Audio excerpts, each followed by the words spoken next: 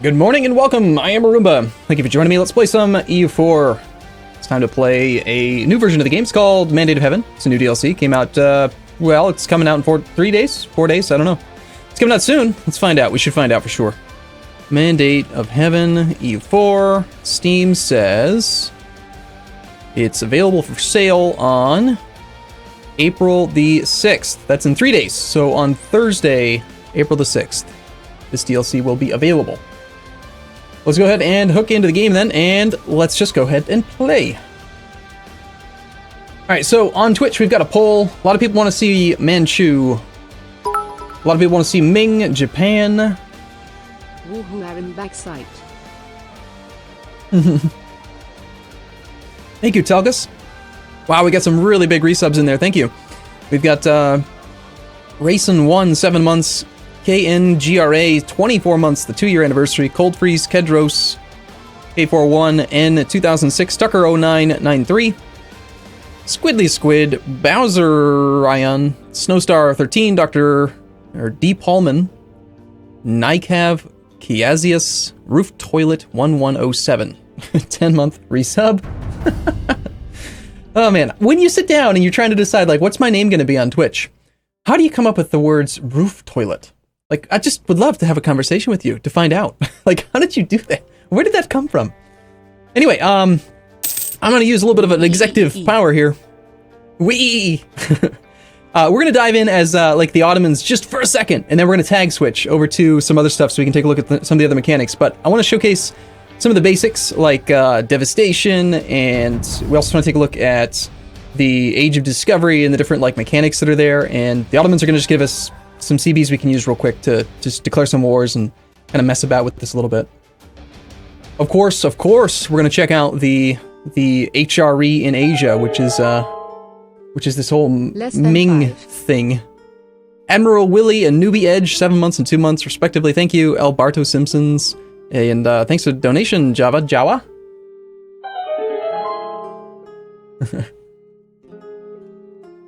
All right. Okay. So the game is new. It's different. It's good. I did not update all of my mods because I just didn't want to.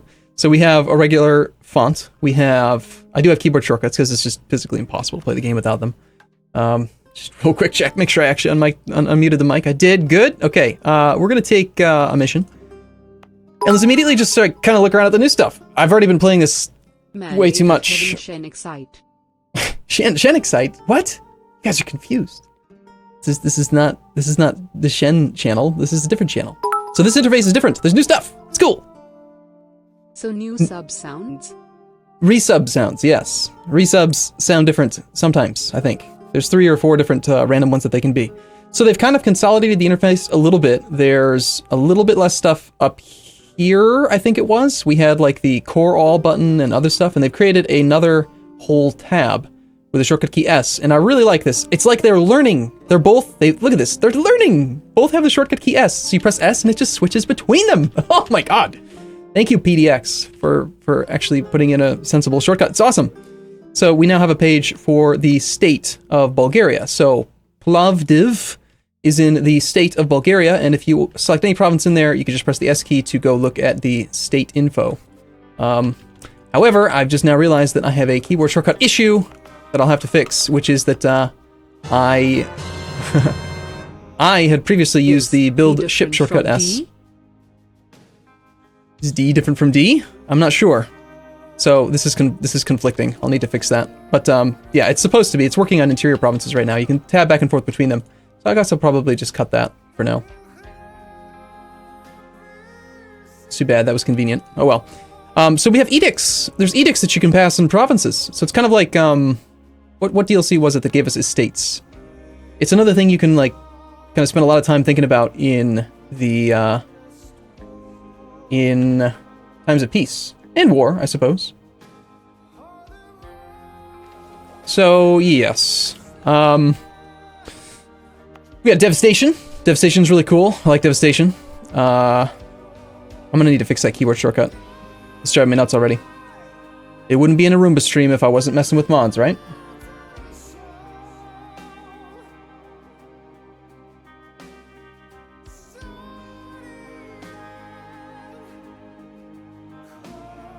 All right.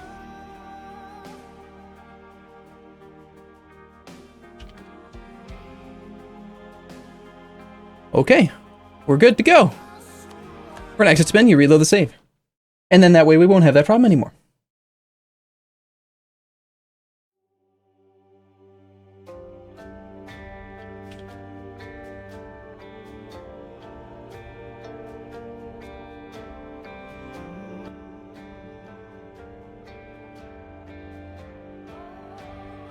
Can we wait 3 more hours before we get to any actual gameplay? I mean, if there's that much stuff to look at, then sure, by all means, why not? But that was a very easy little quick thing to patch, so no big deal. Nikunator, Snake Belt and Baldur 87, thank you all for resubs. No, we can't play Ryukyu today, I'm sorry. We have other things to do. So, we're gonna take the mission to do this thing, we're gonna declare war, and I want to talk about Devastation. So, we're gonna go ahead and put our guy in charge, we're gonna immediately wait until December of whatever. I'm sure everyone wants to see this diplomatic macro builder, which is super awesome. I do think I want to change the keyboard shortcut for it, but it's pretty good. We got national decisions available. Adopt the Devastation system. Manpower. Gain piety, sure. And then, yes, gain more piety, lose unrest. Sounds good. And let's turn that one off because we don't want to do that one yet. And it doesn't really matter. These decisions don't really matter, actually, right now. But let's talk about diplomats. Diplomats is the coolest thing. Absolutely, by far, the coolest thing, I think, in this entire patch. If for no other reason, I sure hope, I haven't actually checked. I don't know what the actual free features are and what the paid features are, because it's very difficult for me to remember because I always have the code, so I always have it, so I don't know what's free and what's part of the patch. But even if this was the only thing that you get, this is worth its weight in gold on its own, I think. They should have just made it the Improved Relations Diplomacy DLC. By the way, do we want the webcam on today or no? I'm not sure. Probably should, right? Let's do it. Why not? Hello, good morning. How's it going? Is that a new province next to Albania? Yeah, it looks like it is. Yep, we got a little province here called Durrës. This is a 5 development province owned by Venice at the start of the game, directly adjacent to Albania. Is Albania still coastal? Yes, they are. I'm sure that they still have their super fancy pants general, Skanderbeg. Found you through KI tutorial. Excellent work. How often do you play KI these days? How often do you play Crusader Kings 2? Last couple weeks, not very much at all. We need our So this is amazing. So what this does is you can just send a diplomat. Now I have a complaint, of course. I always have a complaint. I can't not complain, right? And that is that you have to wait 1 day between appointing them to this, otherwise only one of them will do the job, and I'll illustrate that right now. If you say, choose a type of target for our diplomats to automatically improve relations with. So we'll just say, like, I want all my diplomats to improve relations with neighboring countries. Okay? What'll happen is 1 day from today, it's going to take these diplomats that are assigned to this task, and then... 9,000! This province did not exist already. You're crazy. There's no way that province was already there. You're nuts.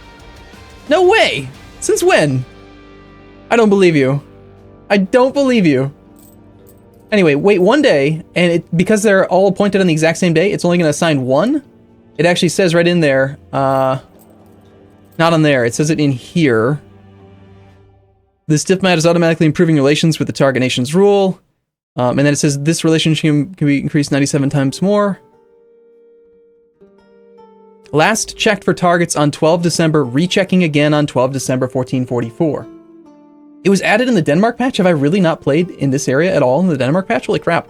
Anyway, so basically if you appoint all of them to the same thing on the exact same day, then 2 of them wait a long time. And I think that it actually ends up making this 3rd diplomat take 3 months. Like in the 3rd month, he'll actually take the task. But if you cancel them, you appoint 1 today, and then you appoint another one the next day, then they all go off and do their tasks, which is fantastic. But, yeah, that's just me complaining about stuff, because, you know, that's what I do.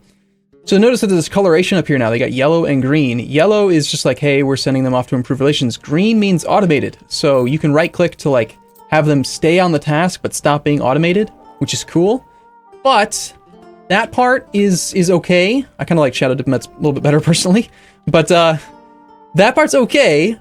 But what's really awesome is that you can do things like automatically trying to disband aggressive expansion, like people who are outraged and trying to join a coalition against you. Just say, hey, go figure that, go figure that out. Go find out people who are pissed at me and make them happy. Go make my subjects like me. Go improve relations with countries that are threatening. What's a threatening country? I know what a threatening country is. It's just I've never, come on, it's the AI, right? But this and then something else I'm going to show you in a second are the best parts. The best is that you can just see at a glance who would accept an alliance and by how many reasons. So instead of having to go and say like, okay, let's see, Hungary is, offer alliance. I got negative 2020. You're at negative 3000. Okay, I know what I'll do. I'll go to the opinion map mode. I'll go, opinion map mode. Who likes me? Oh, no. Okay, I got to see who hates my enemies. Let's see. Byzantium is hated by Genoa, so Genoa will probably accept an alliance. No. Screw all that noise. Let's just go B0S for alliance actions, and we can see there's 27 potential allies. And you can just sort them. It's amazing. It's so cool. I know what a threatening country is. It was a joke. I make joke. It's funny, okay? I made a joke that the AI is never threatening, and so what's a threatening? Come on, guys, stay with me here. Anyway, so you can see who the alliance are. So now I could, in the interest of, just being me, I could add a few things here. It'd be nice to see, I don't know, like their relative strength, like when it comes to like setting rivals. This interface here where it says Army, Navy. Like how cool would that be there? Huh? Army, Navy? Let's put that on the macro builder, please. How about we put that like right here? Name of the country, green check, reasons for acceptance, Army, Navy. It'd be good. That'd be awesome. Support independence, form league coalition, and then we got influence actions. How awesome is that? That you could just see at a glance who would accept outright vassalization if they had enough opinion. It's amazing. We're negative 11 reasons from being able to vassalize Ramazan. Of course, this doesn't factor in things like their opinion of you increasing as you improve relations with them, or you picking up more diplomatic reputation or whatever. You can see other stuff there. Dynastic actions, who would accept royal marriages. Sadly, I found this one to be relatively lacking. There is no button for who would buy your ships. No macro builder thing for buying ships. But we can see 4 countries are willing to accept a transfer trade power request from us right now, which is cool. Of course, we can see that 220 people are willing to accept our embargo on them. Derp. We are not the papal controller, so we don't have access to this one. We are not the emperor, so we don't have access to this one. And we are a great power, so we can see that there are 3 nations who have debt that we could take on. Now, one of the things that I think is really cool about this, too, is, like, let's say we're trying to pick up our allies, right? So we go B0, go over here to alliance actions, offer alliance. Let's just say we want to go and secure an alliance with Tunis. It immediately goes to that screen. You press the C key to confirm, and then it goes back to the previous screen. Just like that. That's awesome. You have to wait 1 day between alliance offers, but you can just unpause, and then you can see again, it's still 27 people that are willing to accept an alliance offer. So we've got 1 there. We'll go ahead and ally, I don't know, somebody. Doesn't really matter, actually. We don't really need allies, do we? Okay, so that's really, really, really cool, right? How do 3 nations have debt after 7 days? That's a great question. Let's go and find those nations. B0. This is the only thing I'm considering changing. Like B0? Come on. 0. We need to change these. These are too far away. It should be like these, I think, should be 1, 2, 3, 4, 5, 6. And these should, I'm going to change them. I'm going to change them so that like, it's like ZX, like I'm going to take the ones that I actually use and put them on the bottom and then have these ones be along the top. Because it's just, B0 is like, that's like build pylon, right? That's like playing the Protoss in StarCraft. Like, you guys remember how obnoxious that was? B pylon? Ugh, nasty. Anyway, what were we looking for? We were looking for who has debt. Take on debt. Only 2 nations have debt now. It's Ladakh. They have 1 loan in the amount of 3.6 whole ducats. I don't know why. And Mecklenburg, 9.6 ducats. There's Peter. How's it going, Peter? Peter? Yes, we're not going to play the Ottomans for a prolonged period of time here. I'm just kind of showcasing some of the more amazingly cool new features. And then we're going to dive around and take a look at other stuff as well. Okay, so that's really cool, right? The diplomacy macro builder thing is super, super, super amazing. It's very hard to play without it after having had it. But even cooler, I think, is the buildings one. And to do that, we need tech. So we're going to say, like, tech 2. Look at this. Just look at this. Ready? Prepare yourselves. Prepare your body. What does this say? What is all this? Oh, it's the exact same as it used to be. No, it's not! Look over here! You can sort! When you click, instead of just saying like, you click on this and it just stays on this interface, this whole interface changes. You can see the development of the province, or the number of possible buildings, sort by that. You can see the type of estate that currently controls it, the trade good that it produces, the cost of the buildings. So some buildings have like, what's the trade good that reduces the price of buildings? There's one, right? So it could be cheaper there. But the most important one is this sort by improvement amount. So no longer will we need to just zoom around the map looking for the best number in the little itty bitty tiny green font that you can barely read. No, it's just at the top automatically. And when you click it, it moves and you just done. Cash. I just want to build the best buildings in the best provinces. Done. Sold. I just want to build the marketplaces where I get the most improved trade power, please. Although this doesn't really seem right. Do we not have any estuaries? Oh, we don't start off with any of the estuaries, that's why. But yeah, it just automatically sorts. It's amazing. Amazing. What does it do for build castles? It just does the same thing. Shows you building slots, estates, cost, and then you can still see there. I mean, it's not going to organize by improvement amount because that doesn't make sense. Amazing, right? Yeah, they could have had a bad event. That might be why they took on debt. Okay, so obviously we need to declare a war in like a month here and go and take a look at some other stuff. Let's go ahead and use this B0. See, B0A gets us back over to here. We'll say like one guy can do that, one guy can do that. We'll keep one other guy free. Last check for targets on 27 November, rechecking again on 27th of December. So this confused me at first. I remember like setting them to that and wondering like, well, hold on, why aren't they improving relations with allies? I already have an ally, right? Like I've got a guy, so why isn't it happening? Well, you got to remember that we sent the alliance offer and we are diplomatically blocked until December the 19th. So automatically, as soon as that is gone, he'll start trying to improve relations with that diplomat. So that's going to be just fine. It basically means you don't have to pay super huge amount of attention to your diplomats if you don't want to, which is really good. Anyway, we're going to go till like December the 11th.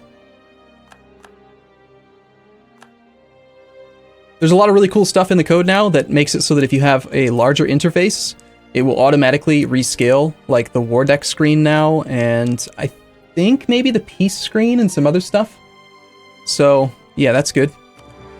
Anyway, we're going to declare a war because we need to go and find out how Devastation works, right?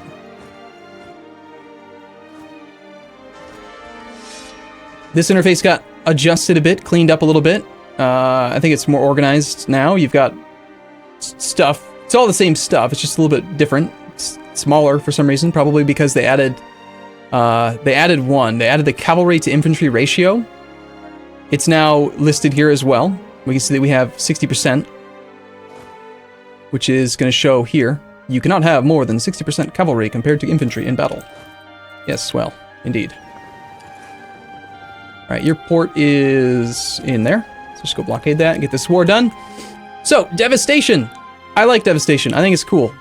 Devastation as a mechanic is effectively like long-term loot damage. It's interesting because there was a patch, or there's the Muin taxes thing that's being worked on right now, and he tried to like do some sort of a loot-based system, and this is sort of similar. I think his system's possibly going to be more in-depth, but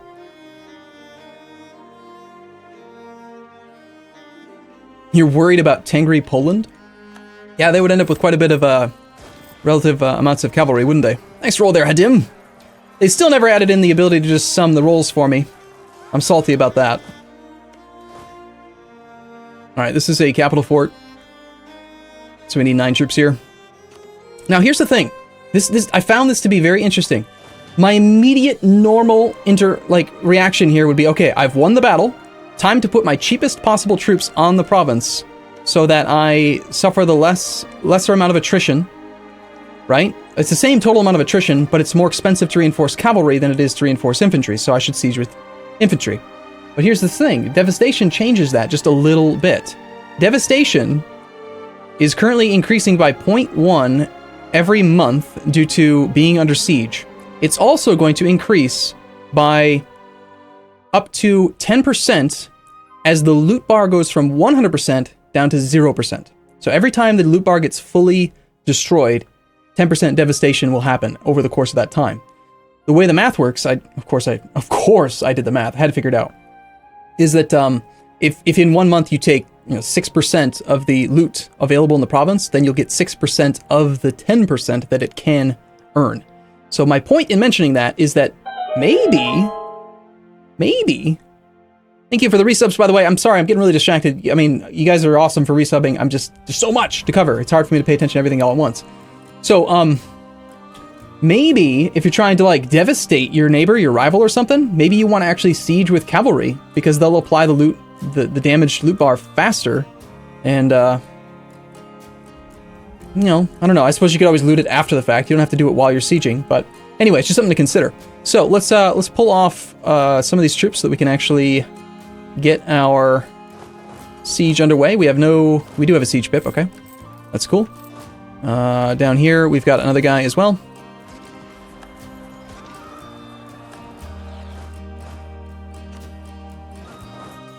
I'm just going to worry about that one province for now.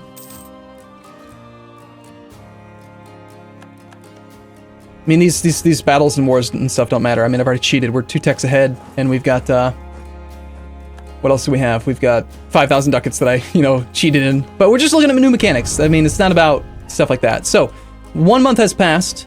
This army is capable of looting 0.9 ducats per month. This province has a total of 23 development, which gives it 23 loot bar.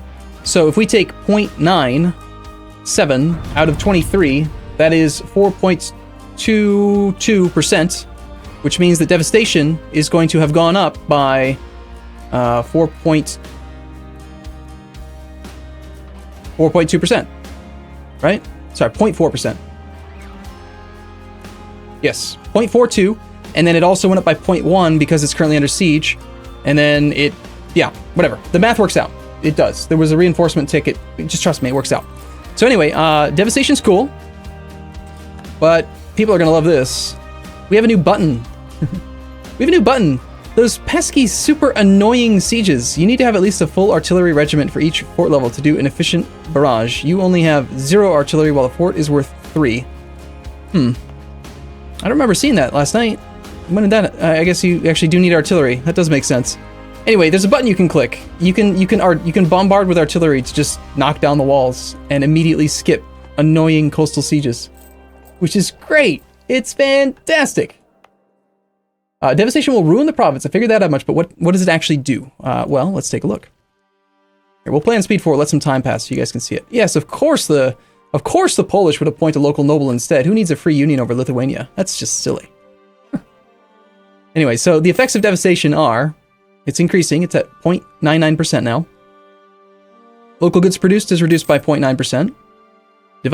Local development cost is starting to go up. Local manpower modifier, direct ratio of 1.52, it turns into 1.52. Oh no, fewer sailors. The barrage is 50 military points, and assaulting the fort is still 5.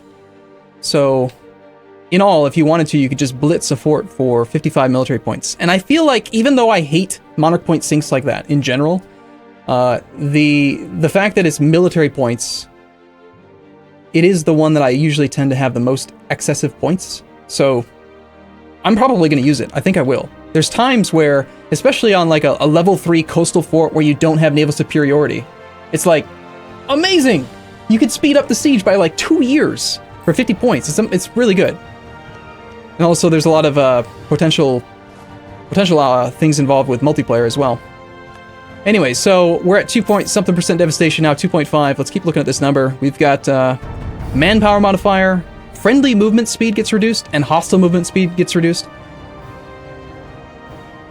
I mean, I guess I understand why they split it into 2 modifiers, but it's just kind of, okay. They could just say movement speed. If it affects both of them equally. Supply limit modifier goes down, and institution spread. So basically, it's the goods produced. It ruins the trade and the manpower and other stuff there as well. Jack Laser, the Papal Controller. Hey, we got a wall breach. Because we can, let's just assault. It's going so well. Constantinople has fallen. Okay, so unfortunately, no, the peace deal screen is not any bigger than it used to be. That's unfortunate. I'll need to update that mod then. 42 aggressive expansion? Are you kidding me? That's nuts. And this is new. A coalition may form against you with this treaty. So you no longer have to just hover over this thing here to see it. There's now a new alert here that will tell you if there is going to potentially be a coalition based on the current peace, which is fantastic. That's a lot of base aggressive expansion. Granted, it's different stuff and thing, but anyway, we're gonna peace out. We can see that Constantinople has some unrest. It's got that devastation, and this is where now, okay, we're done with war. How does devastation go away? Well, being in your control reduces the amount of devastation in a province, and being within the zone of control of a friendly fort reduces the devastation in a province, and it depends on the, I think, number of forts that border it, or maybe it's just the highest level fort. So if we hover over Silistria, we can see that devastation is only going down by 0.08 due to being controlled, meaning we control it. In Burgess, it's going down by 1.25 from friendly forts. If we go over to Castoria, it's only going down by 0.83. And the immediate question is, well, why is it different? Why is it not the same as the other one? Well, Edirne is a fort that also has the capital fort, and I'm pretty sure what's happening is that the capital fort is adding in an extra 0.42. So it's applying to the province that it's in, 1.25. And then it's in the entire zone of control around it, it's exuding that 1.25, including, I think, yes. So the Edirne fort's working on Macedonia and Constantinople. The other level 1 fort, or the other fort level 2 forts, are only putting out 0.83. And that's just how that works. So the higher the level fort that you have, the faster devastation goes down, but overlapping forts don't add up. Otherwise, this would be like 0.8 plus 0.8 plus 1.25. It would be a lot more. So yeah, devastation is going to go down. Why do we care about devastation? A couple different reasons. Number one, devastation is going to affect those modifiers that you can see right there, but also it's got this thing to do with prosperity. If the state of Thrace can become prosperous, it would get the following benefits. Development cost goes down, 25% increased goods produced, which is great for both production income and trade income, and then monthly autonomy gets reduced as well. How do you become prosperous? Well, you have to have positive stability. Prosperity progress declines by 2 each month due to stability needs to be positive and devastation in Constantinople. So because this province was devastated, if it was currently working towards prosperity, it would be decaying now. So let's go ahead and bump our stability up, satisfy one of the two conditions. And now we can see that it is still decaying at 2 per month due to the devastation in Constantinople. But in provinces that aren't devastated, we are now having an 80% chance each month that the prosperity in every individual province that's not devastated is going to go up by 1%. Each monarch point that your ruler has provides you with a 5% chance. So because our ruler is a 556, we have a very, very, very good chance of actually making progress. On average, 100 divided by 0.8 is our monthly gain. It's going to take us 125 months. It's going to take us about 10.4 years to get our provinces on average to prosperity. And then as they get damaged. So it's a really interesting mechanic. It's going to make it so that you're really concerned about not just protecting your lands, but also don't let them get looted, don't let them get wrecked due to devastation. You'll want to build more forts, and you'll want to be, I think, more strategic about like where you do your development. Where is it more likely to be safe, you know? If I develop the interior of my country, it's probably going to be safer, but maybe I could also like build forts to like create like a little safe haven that I can develop like crazy and turn it into like the production capital of my country, that kind of thing. So there's that. And then beyond all that, we've got this whole thing. Wow. There's a lot going on here, right? Holy crap, this was a big, huge new interface. We got to talk about this now too. It's the Age of Discovery.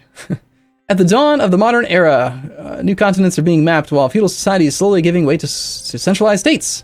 For an enterprising state, this age can see the foundation of a worldwide empire. So, we have this mechanic now called Splendor. We're currently gaining 1 per month. I think that you just always gain 1 per month. And then you get more Splendor if you do other things. These are the different goals for this age. So, for example, we need to discover America. If we do that, then we will have satisfied this. My only complaint is that it doesn't tell you how many points this will generate. You have to achieve the mission or the goal here before you actually find out after the fact what the number would be. But we need to control more centers of trade. We currently control 2, and it wants us to control 5. We need to own a large city. Own and control a core province with at least 30 development. Okay? Embrace the Renaissance. Keep it in every province you own. So we need to not only embrace it, but then spread it to everything that we need. Feudal society. Have at least 5 different vassals at the same time. It's a lot. It's a lot of vassals. Present on 2 continents. Own provinces on 2 different continents. And humiliate rival. So very early on, I think you can achieve this one. We probably could have even done that with the peace deal with Byzantium had I rivaled him. So let's see if we can take the decision to move our capital and get this thing done. Make Constantinople capital. It's going to gain it's going to gain 8 plus 3, 11 development, taking it up to definitely high enough. Due to reaching the Empire government rank, we now embrace all provinces that are of that culture group. We now have a province that has over 30 developments, so we should have embraced or earned this large city thing. And now when we hover here, we can see no change. It should update right away, I think, though. Maybe on the next monthly tick. Yeah. It did update this. We were at 2, now we're at 3. Monthly Splendor, come on. There we go. So fulfilled objectives. Apparently this objective is giving us an extra 2 Splendor per month. I wouldn't have known that unless I had earned it. Is it safe to assume? I'm not actually sure about this. Is it safe to assume that it's just 2 Splendor per objective? That could be the case. Let's test it. Let's find another rival and declare war and win the war. Timurids, Kara, Great Horde, Venice.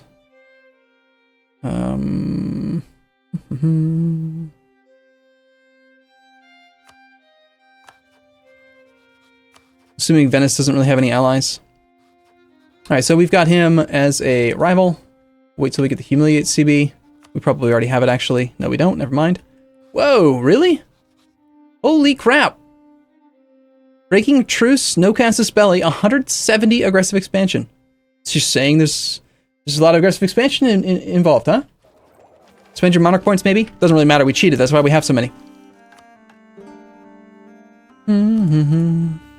This was probably rival. This interface got a little bit of a revamp. You can see more nations in the release dependency. I think it used to only show 3, now it shows a lot more. Okay, we have no truce with the Mamluks. We have a lot of stuff here. Lots of conquest available. We need to quickly get over to here. It's a crime against Allah to attack him, and I think we have a truce with most of these guys at the start of the game, if I'm not mistaken. Except not you. We'll keep playing the Ottomans for just a second, so we can. I want to conquer some land over here, so that we can get some more splendor going. Right, this is considered overseas because this is in a different continent. So if we take Antioch or Aleppo, and this is the reason why I wanted to try the Ottomans. I feel like the Ottomans are in a very good position to get a lot of these things really quickly. Right, opening moves: rival Byzantium, which I've actually seen possible. Declare war, take over his land, and humiliate him in the peace deal. There's one thing taken care of very early on. Get the present on 2 continents bonus from attacking the Mamluks. It's over 9,000! Embrace the Renaissance, that's going to happen in a few years. Feudal society, you could easily push for that. Own a large city, we already have it, it's easy. This one's going to be very easy. We need 2 more centers of trade. We've got 3. This one, and we're going to get this one soon. Wait, it says we have... Yeah, we got 1, 2, 3. So if we take over Sinar, that's going to give us our 4th. And then if we attack up here into Genoa, or possibly Moldavia, or if we take Damascus, then that would count as well. Damascus would actually accomplish 2 of those goals, having a province on a different continent and the center of trade. And then discover America, probably not so much. So what's the point, right? Why do we care? Why do we need Splendor? Why do we want Splendor? Well, there's a couple different things you can spend it on. You can start a golden era. If you have achieved 3 of the objectives, then you can turn on your golden era, which gives you morale of armies, morale of navies, all power costs reduced by 10%. So that's tech, ideas, lowering your war exhaustion, lowering your, like, everything. Anything that costs monarch points. Development, I would assume, should apply there as well. Maximum absolutism, which we haven't talked about yet. We'll talk about that eventually, etc. So the golden era is pretty cool. I think I read that you can only do 1 golden era in the entire campaign, but it might be 1 golden era per era. I'm not sure. I don't remember. So this era is the era of religious conflicts. Crusades can be called by the papal controller, Catholic rulers can be excommunicated, the Reformation centers can appear, and religion impacts diplomacy. What we end up doing, though, is we spend our splendor that we've earned to enact these features, these things. So we could spend 800 splendor to enable feudal de jure law, which allows the state edict feudal de jure law. Okay, a lot of people in Twitch chat are saying 1 per game, which is, yeah, that's what I thought I had read. So if you enact this one, at the cost of 800 splendor, then you can turn on feudal de jure law. So we go to the state screen, right? Any province, we go to the actual new tab for the state, and then we view the edicts, and we can see that there's all these different local edicts we can pass. One of them, the feudal de jure law, is gated behind that splendor decision. Local unrest -5. -5 unrest is pretty damn good. But 800 splendor is also, at the base growth rate, it's going to take you 800 months. 800 divided by 12 months, that's 66 years to get enough points. So if you're earning 3 per month, that's 266 months, so that's 22 years. It's still pretty expensive. It's going to take a long time. We got institution spread rate, monthly autonomy change, local defensiveness, development cost, manpower modifier, trade power modifier, and local missionary strength as available edicts. I did some math on it, and I don't really think, in most cases, that it makes sense to do the monthly autonomy change minus 0.03. I think that it's going to cost you more. The cost, by the way, for turning these on is that it triples the state maintenance. So, for example, Ottoman maintenance for this state of Bulgaria is 0.43 ducats per month. So if we turn on monthly autonomy change minus 0.03, which I don't even think we have autonomy here, do we? Yeah, we don't really have any autonomy anywhere right now. Over here we do, though. Okay, we got a little bit of autonomy in these provinces. So, for example, we could see, okay, with the cost of tripling that number there, 0.5 ducats a month, I can get reduced autonomy. We'll turn that on. It says in the patch notes that it's for up to 10 years, but in the game I'm playing right now, it's actually only 1 year that you can change the decision every year. I don't know what's correct. The patch notes say one thing, the actual game is different. I'm going to err on the side of the patch notes are probably just not correct. Pretty sure this is the release candidate that's going to actually go live on Thursday. So now our state maintenance is tripled, and we're paying 0.5 ducats a month. And the problem is that if you factor that in, like, so we're paying 0.5 ducats a month times 12 months, assuming the minimum amount of time you have it turned on, so that's 6 ducats that you're spending. Not a huge amount of money, right? It's a great way to sink your cash if you have extra money. But when you're actually looking at, like, what does that earn you? It gets you 0.03 for 12 months. That's 0.36%. Not even, it's like a third of 1 autonomy. The payoff is just not going to be there in that way. But I think I'm probably only ever going to use it as a cash sink if I have too much money. I just don't see the value in turning it on. You're probably better off just trying to stay at peace. Of course, it should be that way, right? It shouldn't just be a decision where it's like, always turn this on, right? If that would be a bad gameplay mechanic. If it was just always turn this on because it's always the best, then yeah, I agree that would not be a good decision to have there. But anyway, so that's that edict. What other Splendor decisions do we have? Justified wars. Reduced aggressive expansion impact. Minus 10%. Transfer subject. Allows transfer subject peace treaty at half cost. Allows claims bordering claims. So what you would be able to do then is, let's say I want to fabricate on Lithuania. I could fabricate on the province of Yedesan. And then because I've got a claim on Yedesan, I'd be allowed to fabricate as well on Bratslav. So claims adjacent to your claims. That's cool. So you could maybe snipe like really valuable capitals or something in one war instead of having to wait 2 to get a claim on it. And then what was the other thing that it said? The transfer subject peace treaty at half cost. Woohoo! So usually, when you try to vassalize a nation, it costs Diplo points. It's very rare in the game, especially in the early game, to actually get any kind of a casus belli that gives you the ability to vassalize another nation for free as part of the peace deal. But my interpretation of this one is allows the transfer subject peace treaty at half cost. That is, if that is your, I don't know if that actually gives you a CB. It might just be an option in the peace deal, probably. But either way, it looks really good. Half price steal a vassal or subject is pretty amazing. 6-month resub for your friendly streaming time. Yes. Improved war taxes. War taxes cost minus 100%. Again, I haven't tested this one, but my interpretation of that is that means you can turn war taxes on at no monarch point cost. So instead of having to pay 50, you pay 0. You can just turn war tax. Whenever you're at war, it saves you 20% of your land maintenance modifier and naval maintenance modifier. That is the wrong button. We're going to look at that soon. So that basically is just money. I don't know how I feel about that one. I wonder if there's a cheat. Let's try it. Splendor 800. Yay, it does. Cool. So let's just turn one on and test it. We're going to do transfer subject. We're going to enable the transfer subject ability. We can now transfer subjects. Let's wait 1 month and see if we actually pick up a new CB or anything. Probably not. We've gained humiliate rival. We need to declare war on someone who has subjects. There we go. Mamluks. Sounds good. Declare war. Good. Go. Done. We're now at war. We need to wait 1 more month so that we can actually interact with the Mamluks for peace. How long do these bonuses last? Well, considering that Splendor is something that you just kind of earn passively, it's not really like a real cost, but these bonuses expire when the next age begins. So the next age is the Age of Reformation. Enables religious conflicts with the following objectives: join the Reformation, humanist or religious, convert provinces, create a colonial empire, convert another nation, Asian trade, unify culture. This age starts when all of the following provinces must be true. Protestant is enabled and has been true for 10 years. So 10 years after the Reformation begins is when the Age of Reformation will start. And then any of these bonuses you've invested in will go away. I don't think they last, right? I'm pretty sure they don't. But I would love confirmation because I haven't actually... I read all the Dev Diaries, but there were so many over the last couple months that it's like... it's hard to commit it all to memory. So... I'm pretty sure that they expire. I don't think they last the entire campaign. I think they last until the age ends. So, we're at war with the Mamluks. Let's see what this transfer subject one does.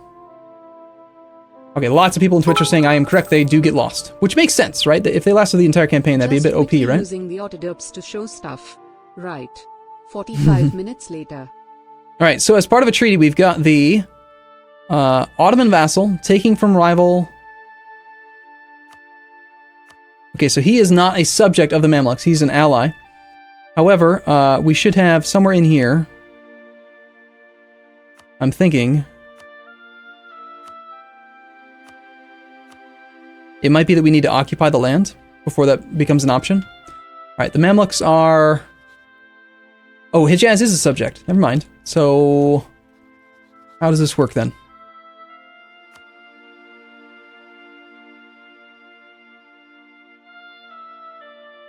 It says it in the window when you select the Splendor idea.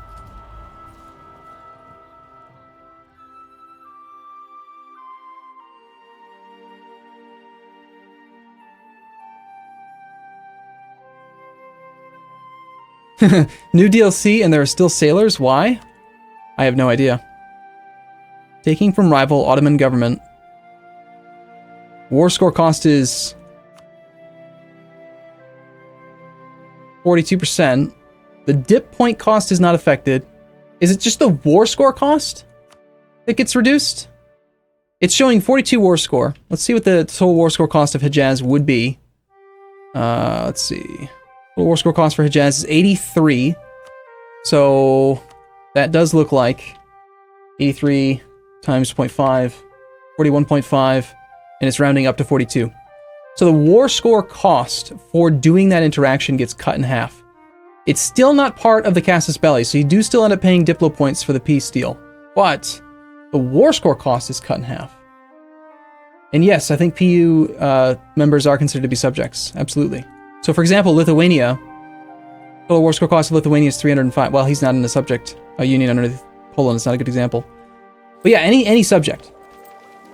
Yeah, so if there's like a nation, let's just say, for example, that Poland had Lithuania as a subject, and somehow the war score cost for Lithuania was like 199%. My understanding is that you'd be allowed to take them in the peace deal then, because it would cut the war score cost for that nation in half. Now, they'd be very unruly, and I think you'd have a hard time keeping them happy, but anyway, so there's that one. Cavalry armies. Cavalry to infantry ratio. Okay. You know how I feel about cavalry. I don't really hire very many, even when I'm allowed to, so I don't think I would ever do this one, but it's cool if you want to do winged hussars. I don't know, if you're Poland and you want to have like 90% or 100% Polish cavalry, that's kind of crazy.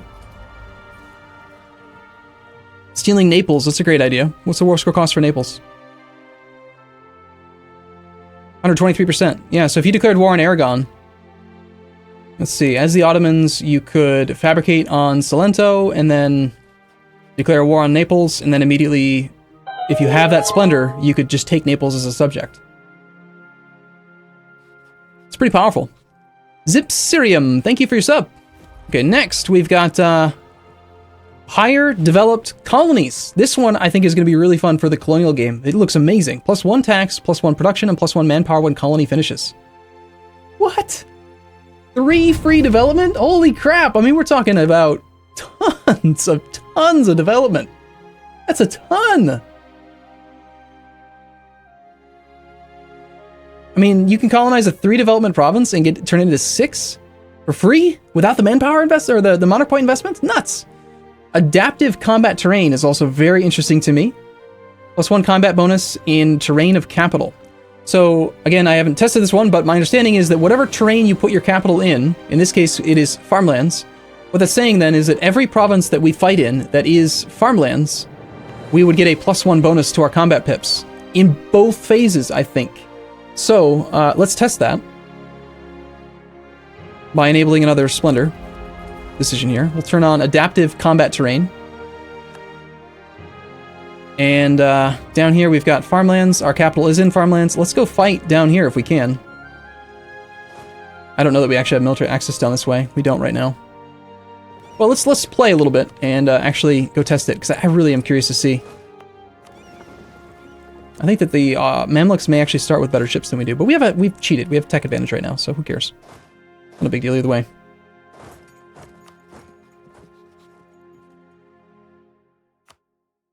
So I'm actually thinking that there's some interfaces that I can close.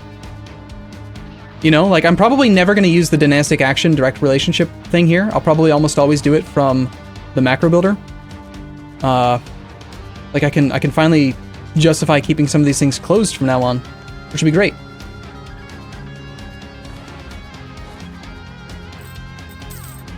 Imagine a horde with +1 to rolls on step. Oh, there's a big change that I don't really know how to react to yet. Are you guys aware? Are you guys aware that the Protectorates system is gone?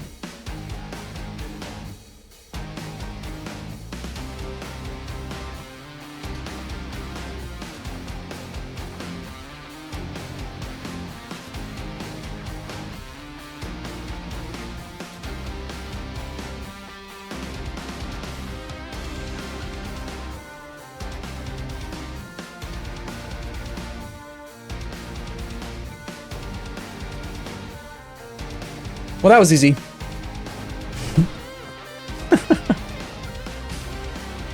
So Protectorates are gone.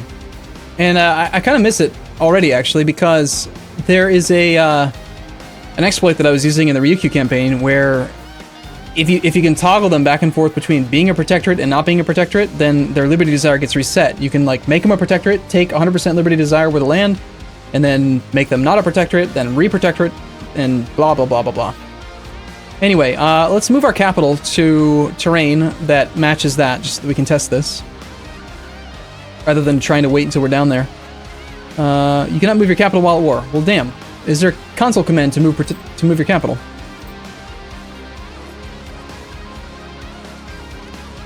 It might be. Yeah, so yeah, there are no more Protectorates. Protectorates are just considered to be vassals now. Which means that there's no longer even an option to offer Protectorate. You can offer vassalization or nothing. But in compensation, you can actually, check this out. So Serbia is now our vassal, right? We've vassalized Serbia. There is now the ability to seize land from your regular vassals.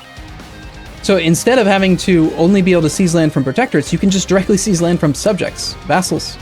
Not not personal unions, not marches, but from vassals. It's pretty cool, huh? They've also made this interface bigger by default. I modified my patch, my game, to make it bigger, and then they made it bigger too. That's cool.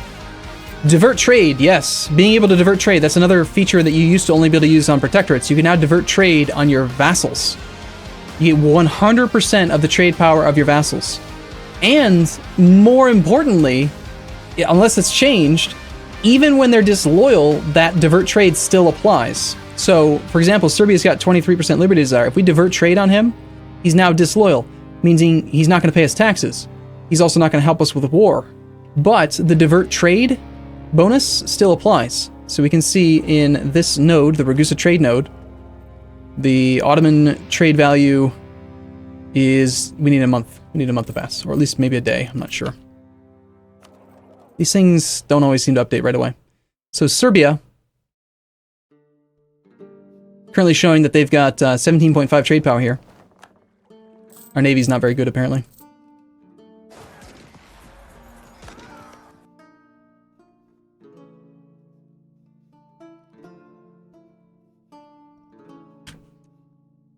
Bum, bum, bum, bum, bum, bum, bum. Okay, we're just gonna control those forts so that we can ignore this region. March down here.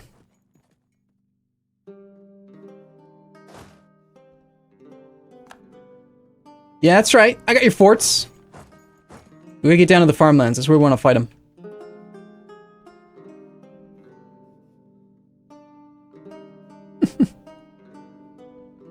Divert trade plus steel protectorate. I don't want to do win wars. What I'm trying to do, I'm not trying to win the war. I want to fight him in this province, in the farmlands. That's what we're trying to test right now. I just want to confirm that it applies in both phases. I think that it does, but I'd like confirmation, you know? This is a test stream. We're going to figure things out. Where are you going? What are you doing down there? That's the wrong place. You're supposed to go that way. Anyway, we're going to hang out next to the farmlands and adjacent to his capital and just kind of wait and see. Let's control his capital as well. But he should spawn some troops there soon. And rally them around, hopefully, and let us go fight him in this region.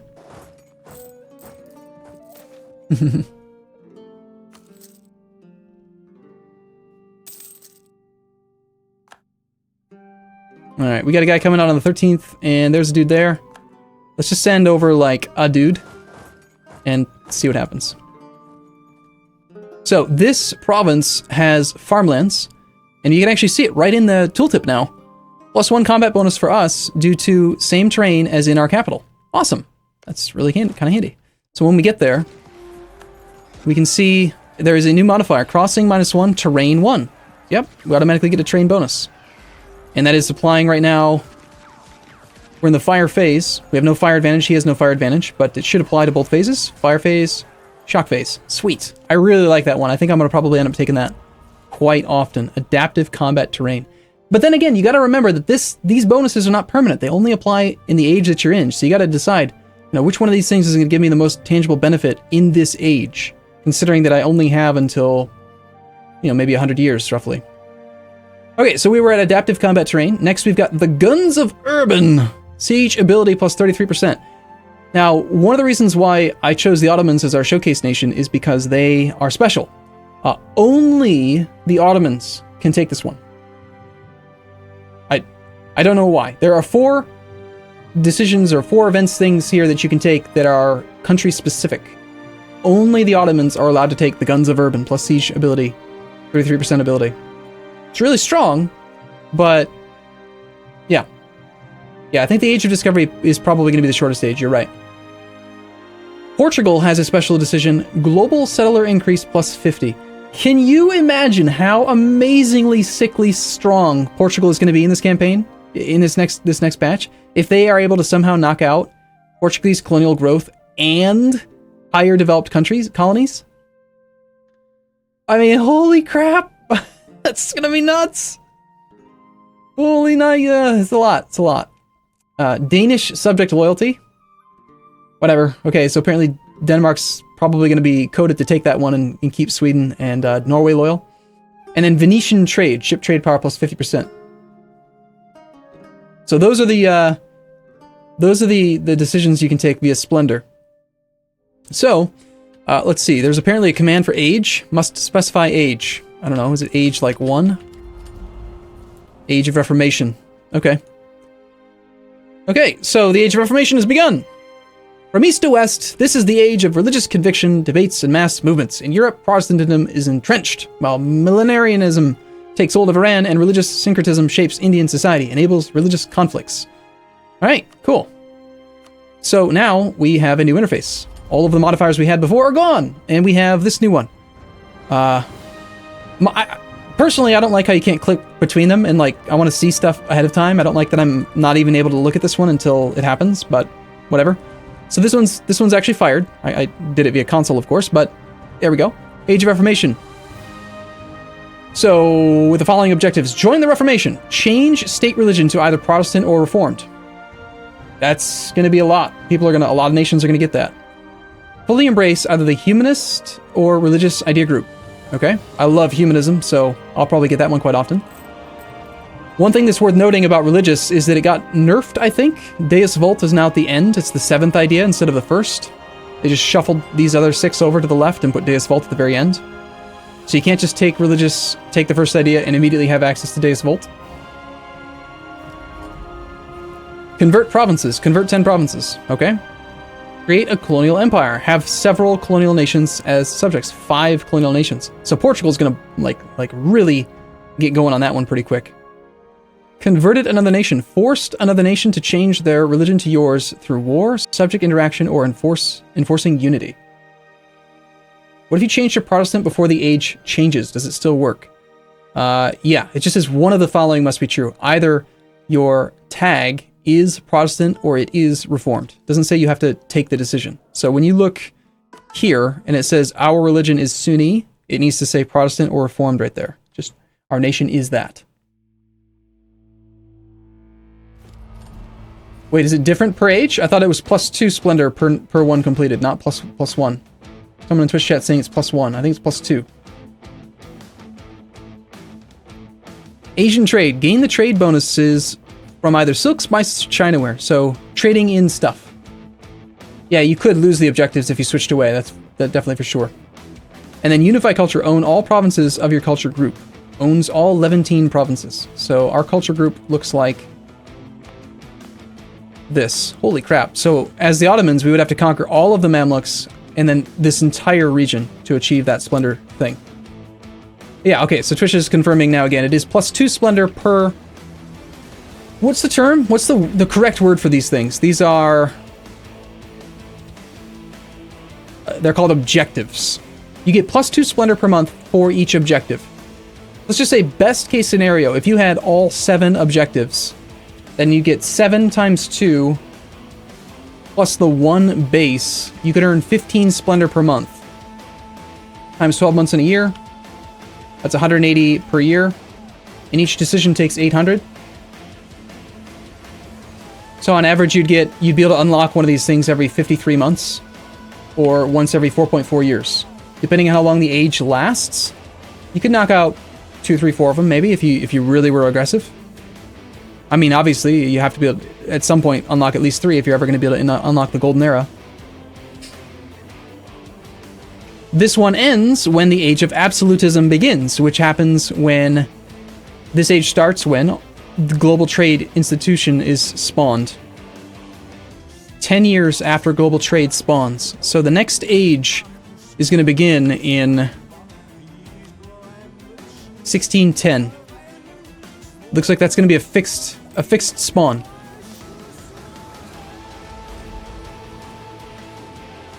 It should just pretty much always be 1610.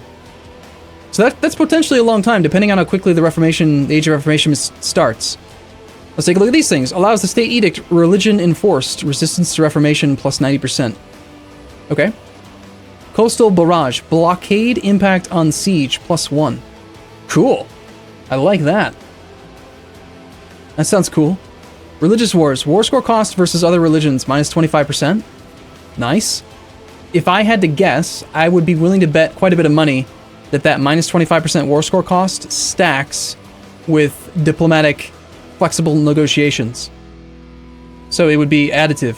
Minus 25 plus minus 20 would be negative 45% province war score cost. That'd be pretty powerful. What else do we have? Mercenary discipline.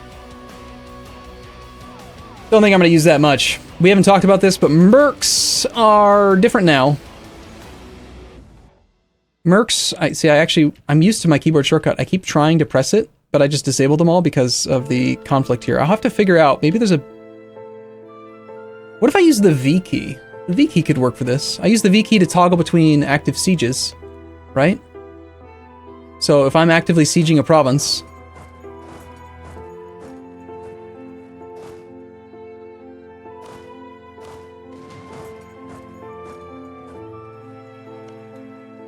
I use the V key to toggle here.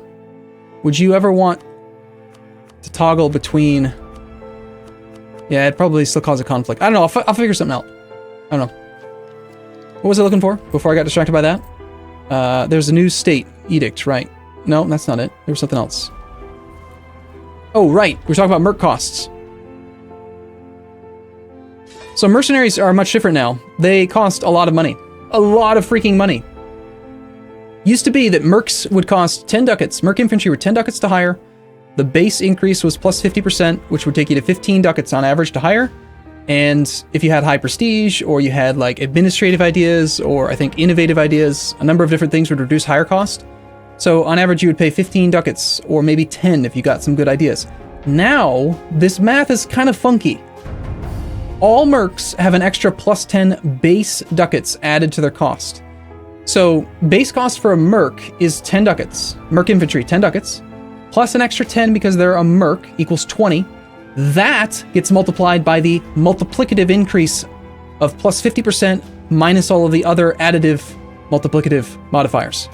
I know it's weird when I say things like additive multiplicative, but that's just the way Paradox does their math. The plus 50% base value multiplier is added to the minus 10%, 10.2% prestige modifier, meaning we have like 20 times 1.4 right now. So basically, merc infantry cost us 28 ducats to hire.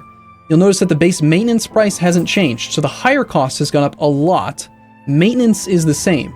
So you can no longer just hire a couple mercs and then disband them and then hire them again. You know, they're really expensive, especially the merc infantry. Cavalry, same weird sort of squirrely math. Base hire cost for a cav is 25. Mercenary increases it by plus 10 to 35.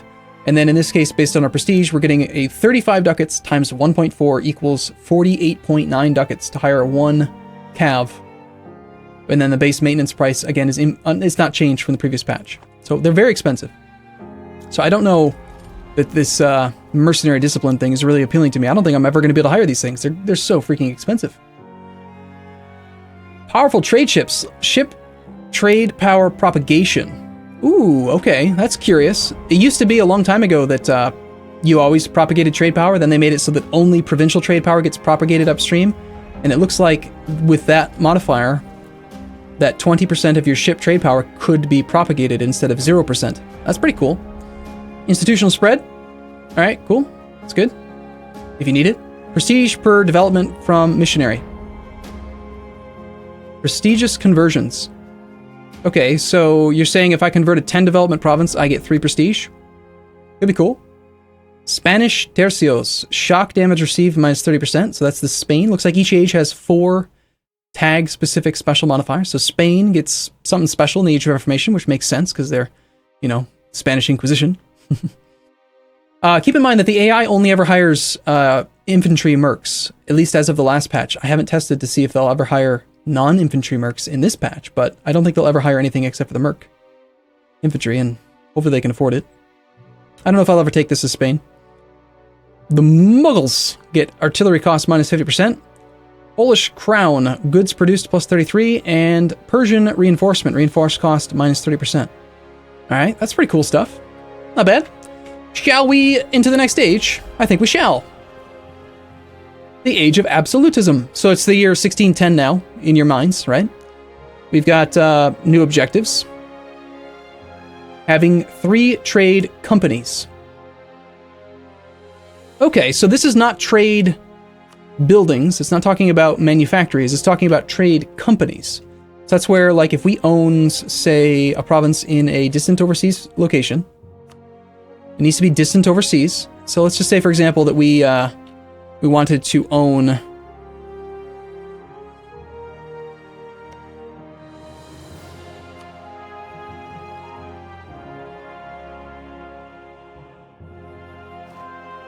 this land over here, and we add this to a trade company, and we go to the subjects screen, we can now see we have the Moluccan Charter, which should give us one of the 3 that we need. So that's what we need, 3 trade companies. So again, kind of push needs for global expansion. Multiple universities, have 5 universities. I'm almost always going to get that. That's pretty cool. Potential for a large army. Just have a large land force limit. Ooh, that's going to be easy for a lot of nations to have. Have high absolutism, 90%. We haven't talked about absolutism yet. Be the Emperor of China and have a mandate with a mandate of over 50. Mandate is basically the Empire of China's version of imperial authority. Mandate is what it's called. Multicultural nation, have at least 5 different promoted cultures, and win a religious war. Be a part of the victorious side of the Religious League War. Okay. Cool. And what do we get when we do these things? Monthly devastation reduction. Change rival cost minus 50%. I'm never going to take that. It costs 100 dip by default to change your rival. Why would you ever... I mean, I never even have valid rivals. I'm never going to be able to use this. Fort maintenance on border with rival minus 100%. Oh, that's cool. So free fort rivals. Free forts on your rival's border. Interesting.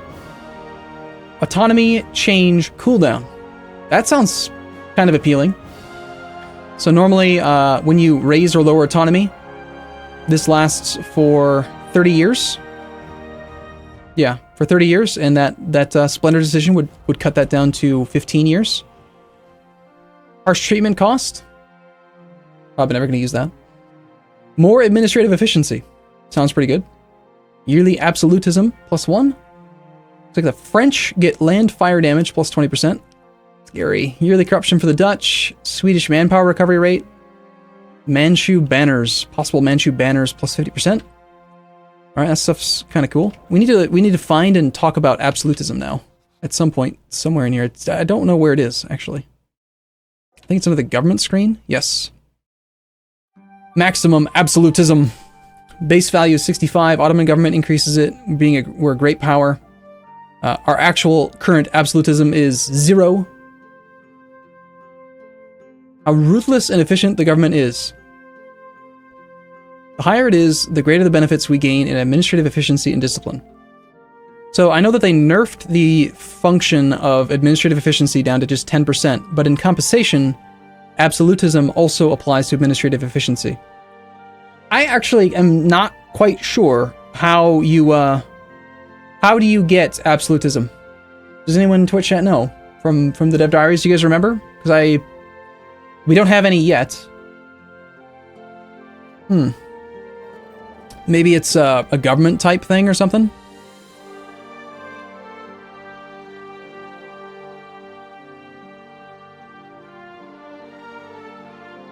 Strengthen government gives some?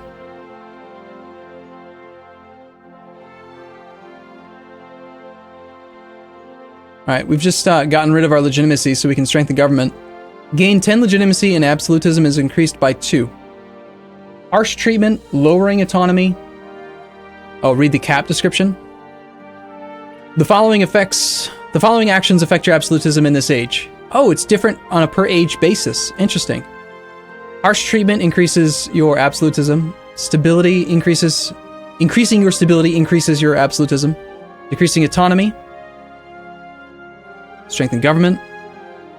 Increasing autonomy lowers your absolutism. Debasing currency, accepting rebels' demands, assigning parliamentary seats. Ooh, so you get much reduced absolutism if you try to go with a constitution. Reducing war exhaustion also reduces absolutism. Let's go back for a second. Age 0, if we can. I want to see if there are different numbers here. There is no absolutism in the Age of Discovery. Okay, Age 1.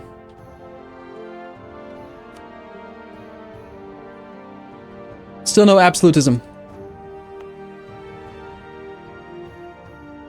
So I guess you gotta wait until the Third Age to actually even have access to absolutism, and then you just gotta bump it up a lot.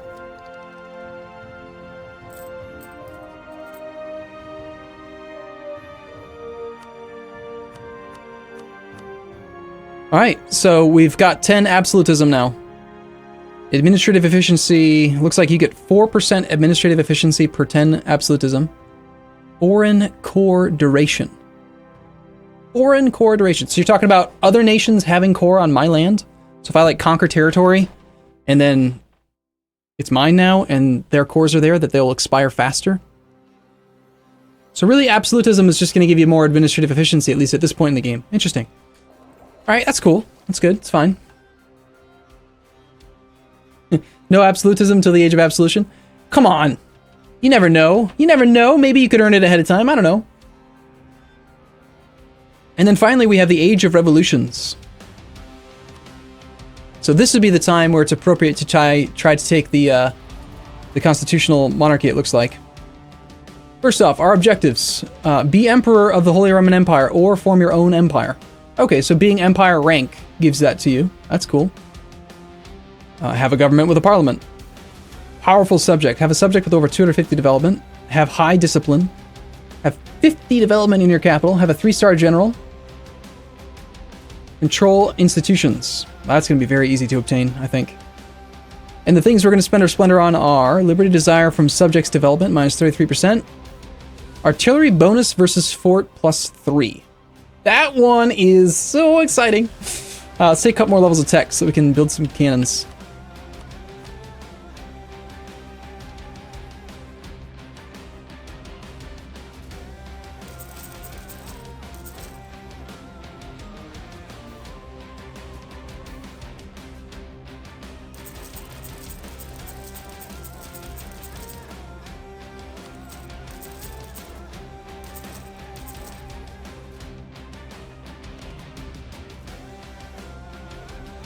Is there a command to relieve control?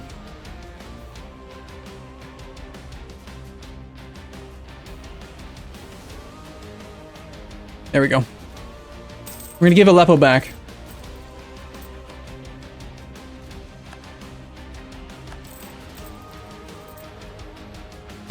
Also, I wanted to check this. It looks like every time the age changes, you lose all your splendor. So you can't like stockpile it for the next age, which makes sense. So no one's gonna just like immediately have these crazy, really strong things right as the age spawns. It's not gonna happen. But if we do this and we take this Napoleonic warfare, this is the final age, which by the way, this spawns once the Enlightenment has been discovered, and I think that is the final institution? Yes. So in 1710, you'll have 110 years to play with these modifiers in the Age of Revolutions. I think almost everyone's going to end up going for Napoleonic warfare. So what does this actually mean? Artillery bonus versus fort plus 3. Well, let's build some cannons and find out.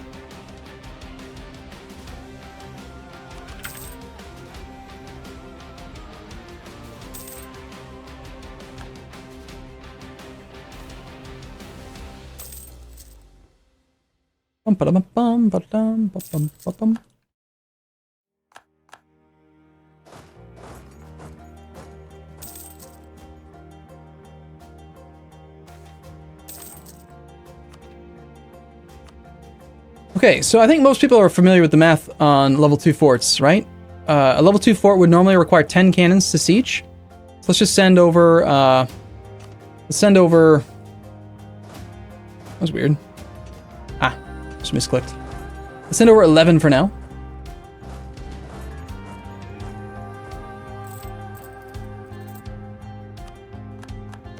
Nice little overrun there. So we can see we have plus 5, and we can go now up to plus 8. So if we send over extra cannons, an extra 5 to take us to 16, we can now have a +8 bonus from artillery. Holy crap. That's a lot of bonus. So imagine Ideas Guy 6 siege pip generals with +8 from besieging artillery. I don't care what level fort you have, it's gonna fall freaking fast. Now, I think the math is gonna be very curious though, like, if you have a level 4 fort, normally that would have cost 25 cannons. I think you'll need 40 cannons to get the +8 bonus. But still, that's gonna be interesting. Here's the button, by the way, ordering an assault barrage. So you just spend 50 military points and bam, instantly get full +3 bonus from breach. So you get 21% increased chance and the ability to assault right away. But you know, late game you're gonna have those cannons, so I'm really looking forward to that one there. Next, we've got improved forced march. Forced march costs no power. Oh my god, I want it. I want this one. 50% increased move speed all the time. You gotta be careful though, if you have forced march on, you don't recover morale. So you'll still have to remember to turn it off.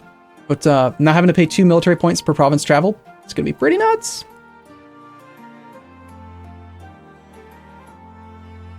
Well no, Kovia, you could actually start with more than that. In theory, you could start with +6 from a siege commander. You could have +8 from cannons, so that's +14. And then beyond that, if you did the wall breach, yes, you could have +14, +17. Beyond that, if the fort is obsolete and at less than half garrison, you could potentially have another +4, right? If it was a level 1 fort, for example, you would have +3 from being obsolete, +1 from having less than half garrison. So you could actually start the siege off with like +21 pips, which is ridiculous. Of course, that's rarely going to happen, but it could happen in theory. So that's cool. Naval engagement. Blech, who cares? Unrestricted conquest. Ignore coring distance. Okay, that's kind of cool. Improved artillery range. Artillery damage from back row +20%. Sweet. That sounds really good. Loyal subjects. Liberty desire in same continent subjects. Okay. Fire damage received for Prussia. And naval maintenance modifier reduction for Great Britain. Russia gets 20 extra states. And Austria gets 5 more diplomatic reputation. Holy crap. That's a lot of diplomatic reputation there.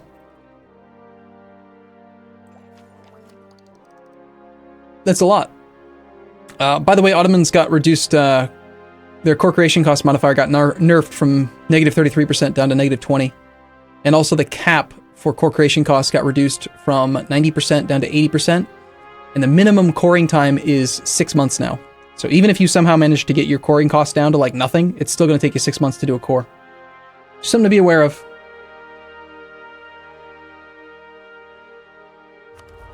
We might actually see some grayskin in campaigns these days. So by far the ones that appeal to me the most, I think, here was the Napoleonic Warfare and the improved force march. And the improved artillery range. Those all look really good.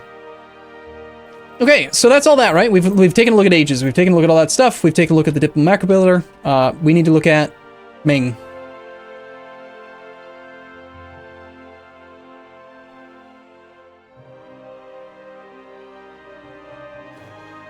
All right. Ming. We've only played for like 2 years in the actual game. So Ming's got a little bit going on now. They got a lot of subjects to interact with. There's this whole like HRE over here now. You can't use, there's no like Imperial map mode for it over here or anything. But Ming is like their own little empire now. They've got this thing called the Empire of China. We have celestial reforms that we can pass. You need a minimum of 80 mandates to take these decisions. We can introduce this thing, which gets more meritocracy. What's meritocracy? Well, that's not this number. It's another number altogether. It is not absolutism. It is... Where's meritocracy hidden? This right here, meritocracy. So meritocracy is this thing that you get based on having high-level advisors. Every advisor that you have gets you monthly points based on an annual generation rate. Each, like a level 1 advisor will give you 0.5 per month. If you have... Oh, right, and it replaces your legitimacy, exactly, yes. So we no longer have legitimacy, nothing up here. It decays by 0.2 per year, and every, again, advisor that you hire, higher level they are, the better the modifiers that you get. So if we were to do, say, for example, here, let's call a diet and then recruit a level 3 half-priced guy. You see he's level 3, costs 3 ducats a month. Ming has some really, really cheap advisors, by the way. 50% cheaper because he was an estate advisor. And then we have advisor cost minus 25.7% because of trading in tea and our meritocracy. So this guy's only 3.38 ducats a month for a level 3 advisor. It's pretty sick. I think Ming is going to be crazy, crazy OP in the first couple weeks after the patch comes live. They seem ridiculously strong to me right now. But, so now when we look at our meritocracy, we can see that that guy, Jian Li, is giving us 1.5 because he is a level 3 advisor. So, diplomatic skill, administrative skill, military skill divided by 0.5, or divided by 2 is what it gives you. Over 9,000! Oh, losing my voice. Ming, great again, Arumba. Okay, same ages and everything apply to the whole world, so, I mean, Ming is going to have access to the same stuff that we already looked at. So assuming that we get our mandate up, which we gain mandate based on this stuff, gained by having positive stability, having tributary, and for each state enjoying prosperity. So it's kind of like the HRE. You want the tributes around you to stay at peace and be at peace long enough to develop prosperity. And then you gain mandate. Mandate is good. Mandate is lost by devastated provinces and by neighboring countries that are not tributaries. So currently we're gaining negative 0.01 per month right now. Mandate being below 50 will give the following scaled modifier. At 0, it would give you minus 50% goods produced, minus plus 50% shock and fire damage received. Mandate above 50 gives you scaling modifier, where if you were at 100 mandate, you would have negative 2.5 unrest and cheaper stability costs. Currently, we're at 59, which is 25% of the way. Sorry, 20% of the way towards 100, so we get 20% of the scaled modifier, which is why national unrest is at negative 0.47. You guys follow that math? I'm sure you do. You're all smart people. The Emperor of China may take the following additional diplomatic actions. Establish tributary. Again, the diplomatic macro builder is super, super cool for this because you can just go to your alliance actions, I think it was, or is it's going to be dynastic influence? Yes. Establish tributary. You can't be at war, but you can see that you can just see who would accept an outright offer of tributary status. All right, what else do we got? So assuming that we have high mandate, we could take one celestial reform. You can only pass one at a time. I believe that they last for quite a while.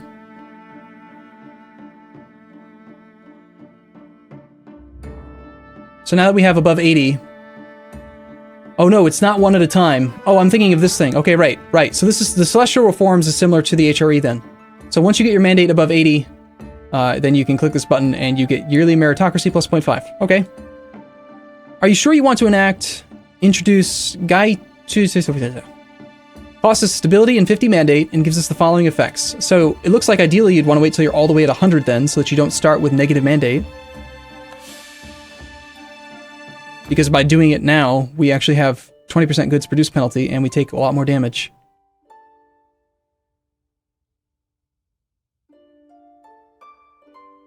The next one gives us an extra diplomat, more trade efficiency. The next one after that, monthly autonomy change. Or creation cost minus 10%. Ooh, that's good. Can you do both? There's no way you could be the Emperor of China and the Emperor of the HRE at the same time, could you? That would be interesting, because you could get negative 20% core creation cost from that. Monarch administrative power plus 1. Okay, that's sweet. Let's try passing all the reforms and see what happens. But before we do that, let's pass let's pass the first the first 4.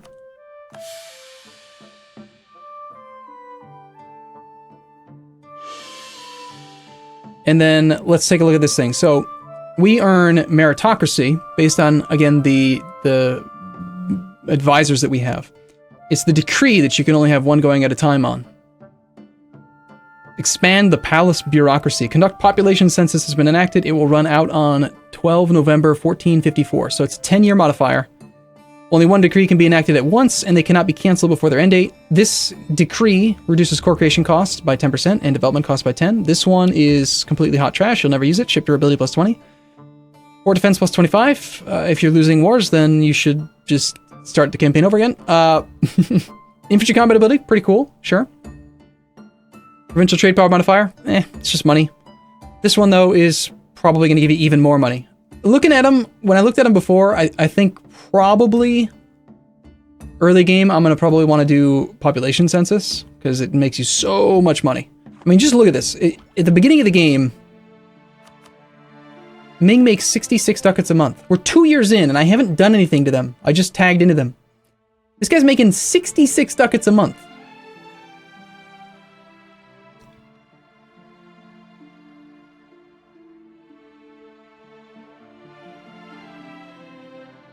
Here, we'll turn off Fog of War and Terra Incognita. Check the ledger again. That means that at the start of the game, Ming starts off making twice as much money as the Ottomans. It's ridiculous. It's so much. And they can use that money. If you play smart, the AI doesn't do it. They just hire level 2 advisors. But if you manipulate your estates, then you can get like at least 2 half-price level 3 advisors and then hire a full-price level 3 military advisor. And you can still float ridiculous amounts of profit. It's amazing.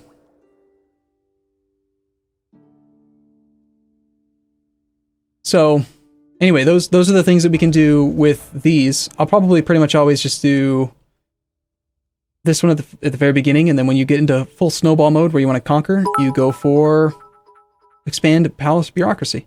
Have achievements been updated? Yes, So, they have. Could you please take a quick look through them? Absolutely. Than 3. Less than 3. I want to test this. I would love to test this. I don't know, does the decree cost points? I think that it does, but Ming is a bastard and he already turned that one on.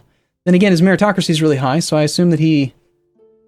I don't know. Is there a command to... I remember there was a command that we used at one point in a previous stream. What's the command to, like, enable decisions even though you're not supposed to be allowed to?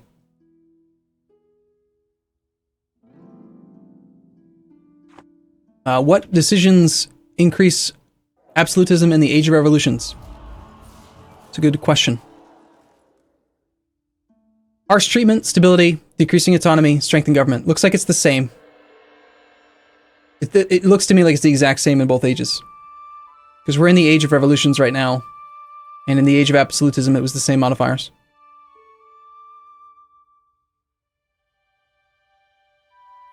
Apparently, religious unity 4.5. What is our religious unity right now? So it looks like you can have up to 5 absolutism from religious unity. Government rank is empire, gives you 5. Being a great power gives you 5.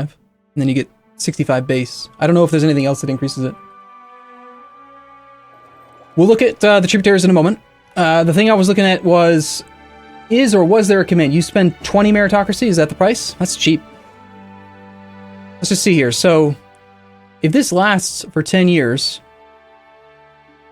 and costs 20 points to turn on, that means you need to generate 20 points every 120 months. You need to generate only 0.16 meritocracy per month, times 12 months in a year. You need to generate an average of 2 meritocracy a year to maintain your decree permanently, which is going to be really easy to do then. You just have,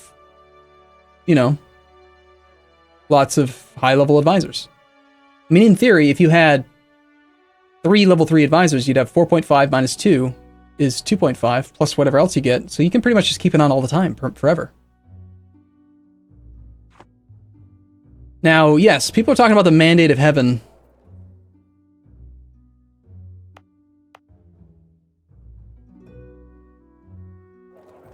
Did I automatically lose the Mandate a second ago when I took those stab hits? I may have.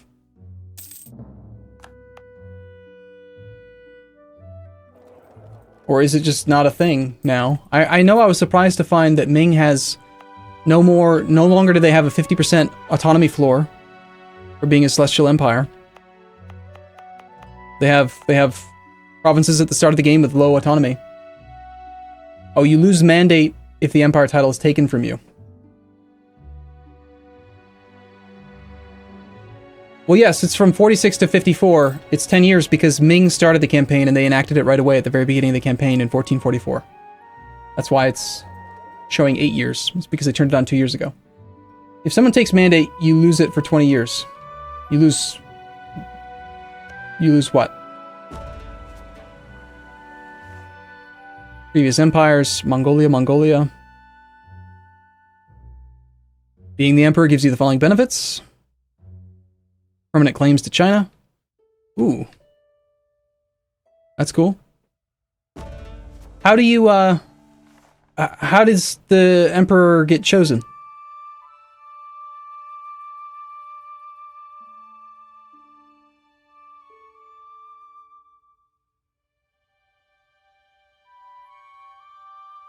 If you go below 50 mandate, anyone can declare war on you to take the empire. So it's not an inheritance thing, apparently. It's a war where they declare war on you, and if they win the war, then they become the emperor.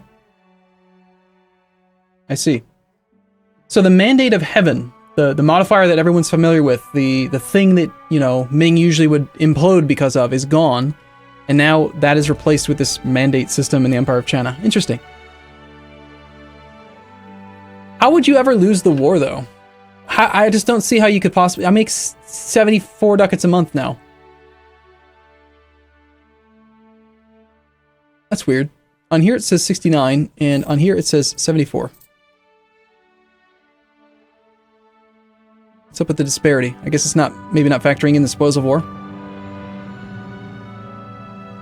Your neighbors should have a CB on it, one of the 4 buttons, near pause. What? Near pause.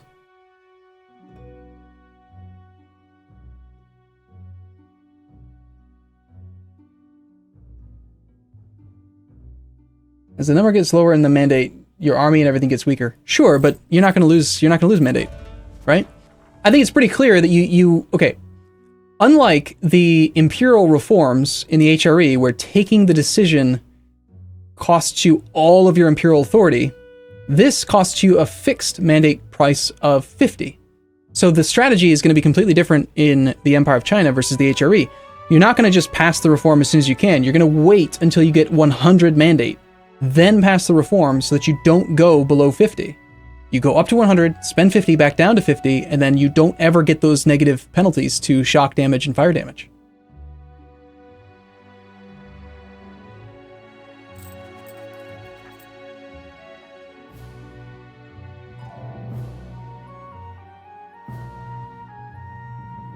Unguarded nomadic frontier. Neighboring country have the government steppe nomad with 300 development that's not a subject nation. Not our ally with no truce. Negative 15% morale of armies. 25% increased liberty desire and imperial authority. What? Oh, okay, so that could apply if you're the emperor as well.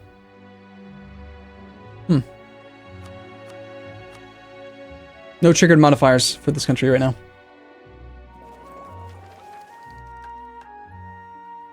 Is it possible to have 7 administrative monarch power? Well, the final mandate is the one that gives us the extra +1 monarch power. Let's go ahead and find out what happens when we finish all of them.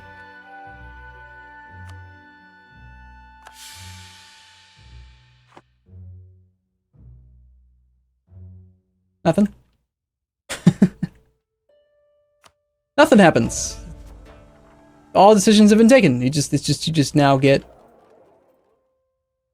Apparently it needs to maybe wait a month to update. Or maybe it just applies up here. We've got 2 from the advisor, 1 from power projection, 1 from administrative skill.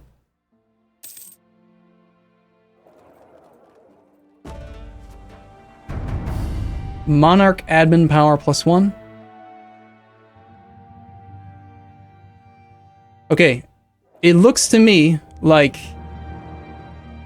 your ruler automatically spawns with more monarch power, like they're more likely to have higher administrative skill. It's not something where it's just added to it. And so that means I don't think you can actually roll 6.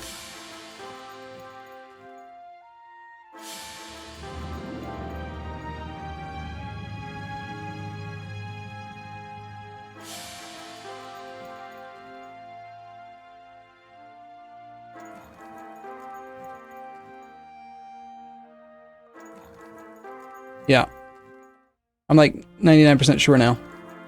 You're just always going to have higher admin points. It's just a +1 to your dice roll when you spawn your monarch. So it doesn't apply retroactively to your current guy. Yeah, it's good, but it's not maybe as good as I thought it was. I thought it was going to give us an extra 1 admin point per month no matter what. But in theory, if you rolled a 666 leader, then it's not giving you anything. Still, +1 guaranteed admin point is not bad. Okay, what else can we look at? So, nothing's changed with the HRE as far as I can tell. It'll be a whole lot easier to play as the Emperor, though, because of the diplomatic macro builder. And then the next big thing that we got to talk about is this tributary system. So, assuming that you are playing as Ming, which, of course, people are going to be doing, once you have control of the Empire, either via conquest or you start off having the Empire, you now have these tributary states, which is a brand new subject type. A tributary state must pay an annual tribute to their overlord in exchange for protection from independent nations' wars. Tributary states do not follow their overlord into war and are free to conduct their own diplomacy. So they're kind of like a protectorate, sort of. But again, protectorates are removed from the game. So it's very easy to just offer protectorate status to people.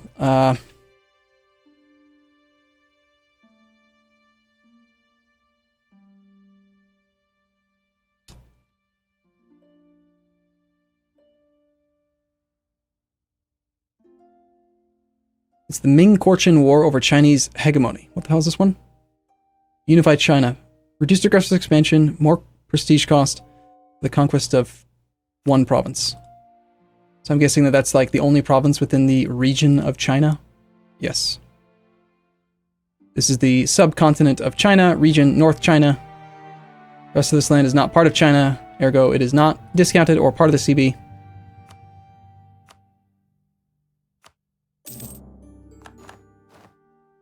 Alright, so we're at peace. Let's pull all of our diplomats home.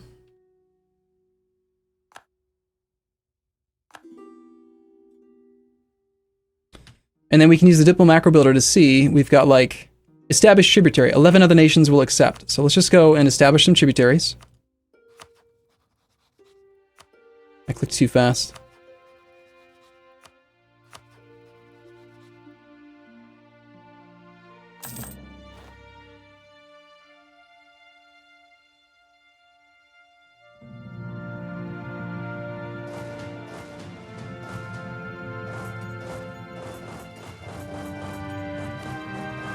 And Ming was deep into kicking that guy's butt.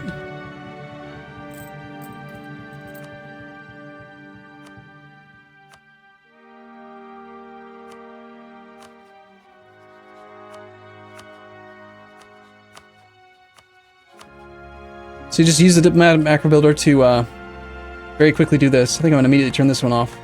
And we already know they're gonna say yes. That's why I sent the request. So you establish all these tributaries.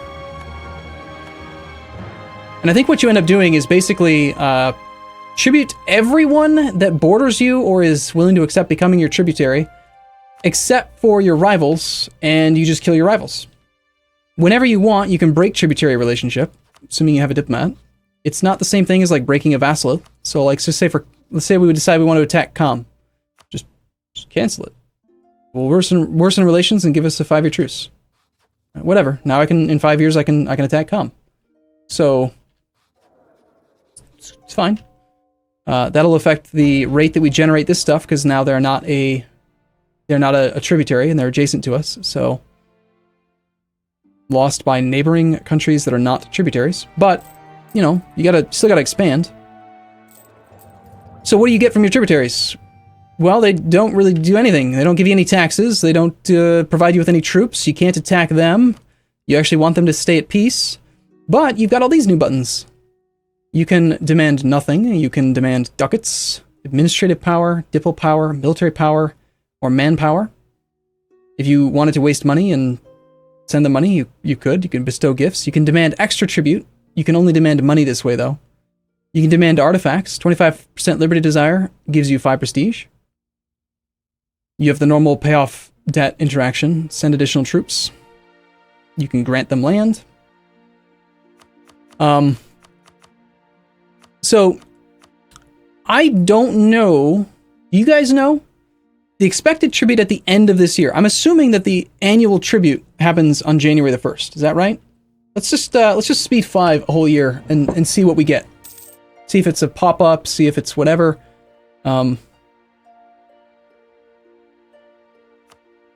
Because, like, we could change this. We could take 3 ducats in money. Change it over to manpower. You can change this once per month. And it doesn't seem to, like, affect their opinion over anything. I don't know why they even put a restriction. Why can you change it? You know what? Actually, that's not true. I know exactly why they put a restriction on it. It's so that the AI doesn't change it every 3 days. Because the AI will try to change it all the time. That is how the AI usually works. You just demand tons of manpower. It looks like whenever possible, the AI has set them up on monarch points. I'm kind of concerned that this might become a little bit tedious to manage. Having to constantly look to see, like, can I switch to something that's going to give me more points? Is there someone where I could be getting, where I could be getting monarch points instead of money? Like, what's the restriction? It just says amount too small. In order to give 1 admin, the tributary state needs 33 development. I guess that's probably not likely to change too often, but it doesn't show the development on this list. Some of them were +2, though.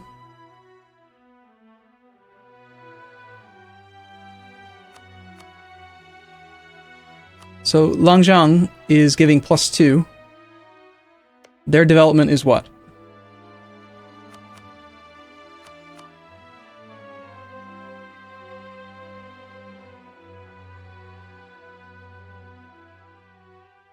They have 82 development.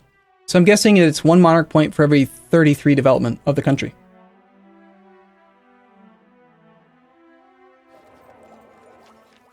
Yeah, you're right. You probably just never really need to worry about it. But it'd be cool if you could set like a default. Like when I offered these new tributaries, it definitely defaulted to not things that I would have done. Like, let's check this. We do Kachar, we do Jarkand, we do Kham. Pick up these new subjects. Actually, let's read that tooltip one more time, because it may actually have said something in there. As their overlord, you will be able to demand yearly tribute from them in the form of cash. Yeah, it doesn't actually say like the amount you can take. If they are less technologically advanced, they will get no tech discount. Okay. And then our new subjects. I think it defaults to money, is my kind of concern, is that you pretty much have to... Hold on, none of these can actually be switched to anything else. See, yeah, Ava. We just tributized Ava. It defaulted to cash, and we're gonna have to go through and manually set them to the one that you want. It's fine. It's a minor complaint, no big deal. Alright, let's speed 5 to the end of this year. No, they don't take up a relationship slot. You can have as many as you want.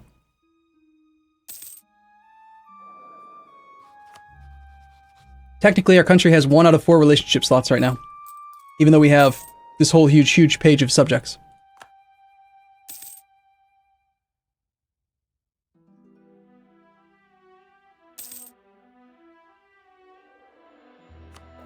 I can see the argument that it's not very many points, but consider that right now we're currently generating 10, 11, 7. So that's 21 plus 7. We're generating 28 points per month times 12 months a year. So we're generating 336 monarch points per year. Real quick, we'll just add this up. We've got 2, 3, 5, 7. Ooh, that one's actually plus 3. 10, 14,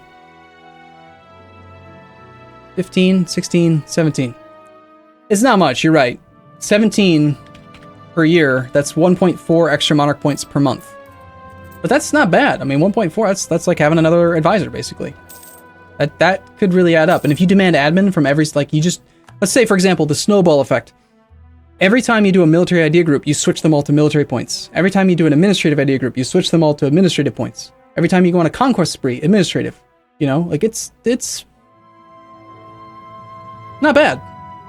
We got no pop-up in the January tick. So nothing saying that, hey, you got these points. Let's check the relationship screen. So demanding tribute directly affects their liberty desire, but the passive annual tick doesn't affect the liberty desired at all.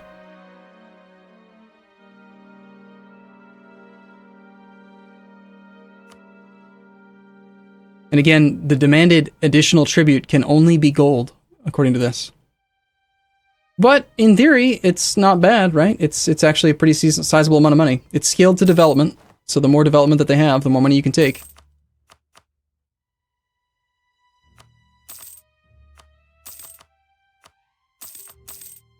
And in my playtesting over the weekends, I don't know. I want to test it a little bit more, but I'm just going to do this. Let's get a bunch of them, like, really disloyal, right?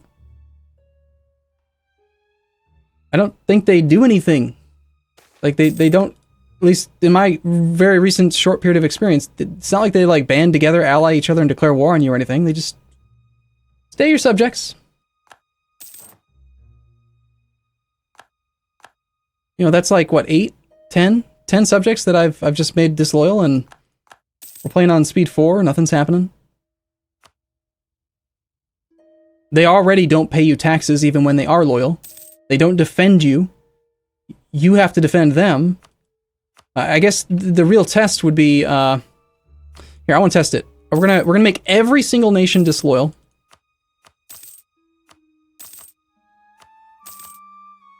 And then we're gonna check to see if they still give us the annual tribute, even when they're disloyal.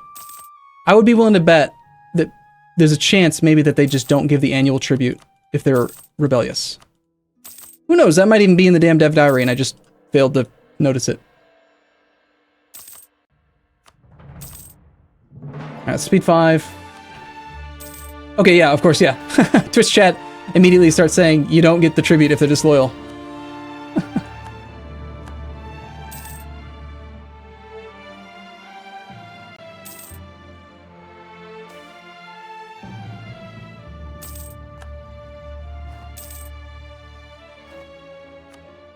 So you're basically trading, in that case, money for monarch points, because almost any time you could, you would rather have the monarch points. It's a short-term gain, long-term loss. Alright, let's see. We have no manpower. No one's declared war on us, though, or anything. We recover 478, and quite a few of them are set to manpower.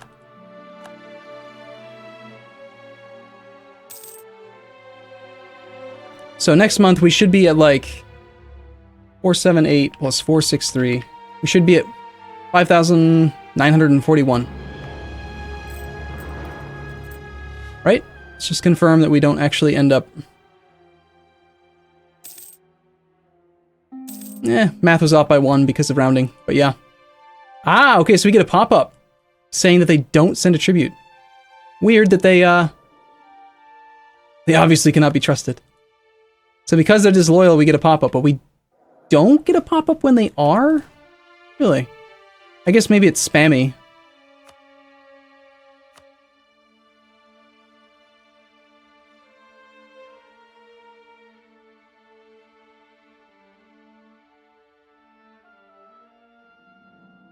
When they're unable to pay it.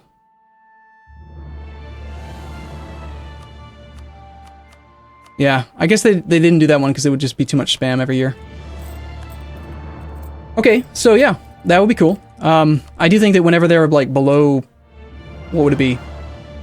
If they're below 25% Liberty Desire, you might as well interact with them and take some stuff. Because this does decay every month by 0.1%, just like every other modifier. So you can see their demanded additional tribute, 74%. We go 1 month, that'll be 73.9. You got relative power, you got opinion modifiers, trust.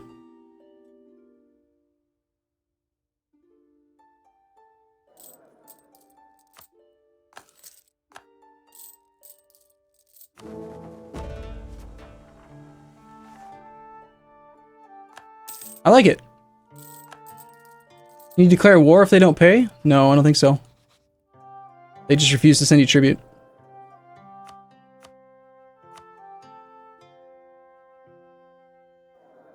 One thing that's quite convenient is that this thing does remember the organization, and they fixed this thing so that Liberty Desire does sort properly. In the last patch, it was kind of funky. It didn't quite sort perfectly.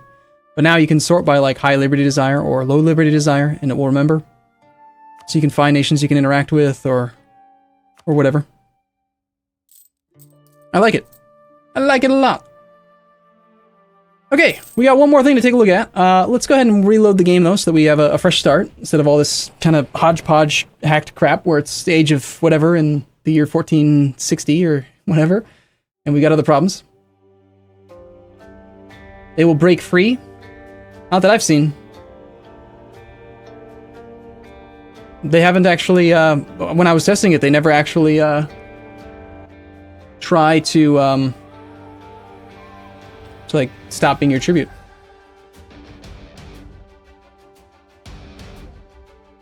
From what I just saw, the power is its relative power to just you directly. It's kind of like the way that colonial nations work, where they don't actually check like the sum of all tributes. They just take a look at their power relative to you. They break free when trust is low.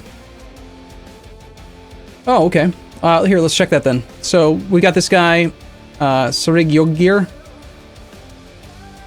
We have 50 trust. If we demand land or demand tribute from him, he gets Liberty Desire. No impact on trust. So just demanding tribute and making them disloyal that way is not going to make them want to leave.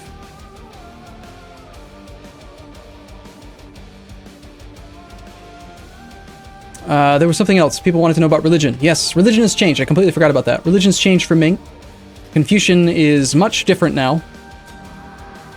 We have this new mechanic called harmony. Religious harmony of our nation will naturally increase over time. Converting provinces and harmonizing with other religions will reduce our harmony in the short term. So we start the game off with idea cost minus 7% because Mahayana is a harmonized religion. We have 50 harmony going up by 1 per year. And we can see here that having high harmony gives increased tolerance of our religion. Low harmony increases development cost, reduces tolerance of our true faith, and gives negative yearly meritocracy. Let's say we decided that we wanted to harmonize with the pagan group. When we harmonize, I don't know how these numbers work, but I think it's probably based on the number of provinces or the amount of development or the development of the provinces relative to your total development or some math somewhere. But if we harmonize with the pagans, then we would have 4.3% increased religious unity and negative 0.5% national unrest. And every single province that belongs to the pagan group would be considered to be true faith. It would go under your normal tolerance. They leave if Liberty Desire reaches 100% without war. Yeah, I've already checked Shadow Diplomats. They fixed that. It doesn't work anymore. All right, let's test that. You can't actually get them up to 100%. Because you can't demand tribute when they are above. Like, I can get them up to 67, but I can't get them up to 100. And you see how it says, it doesn't say all vassals relative power, it just says relative power. So it's their power relative to us.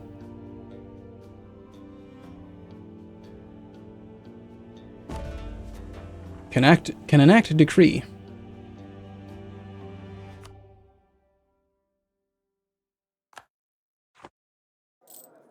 Okay,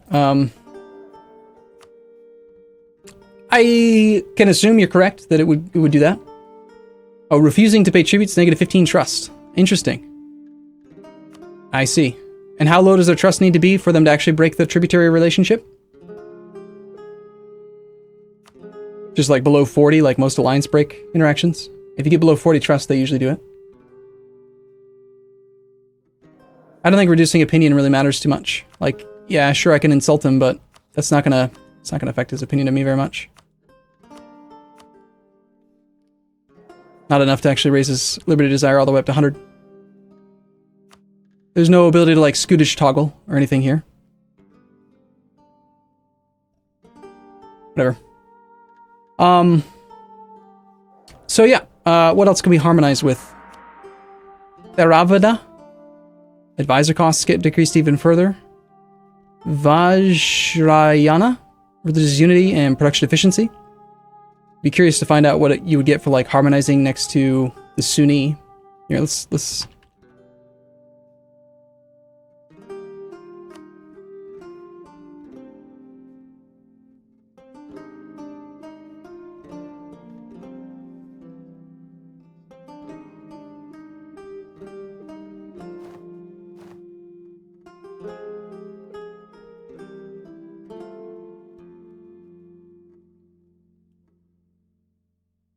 Okay, so we've got a core in Skopje, which is a province that is Orthodox.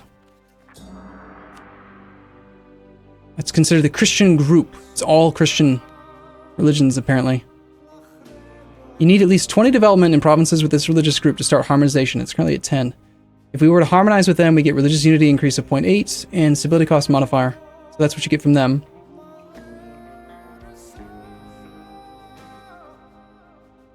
Let's check and see. Do we actually have to, Oh, that's Orthodox. Shoot.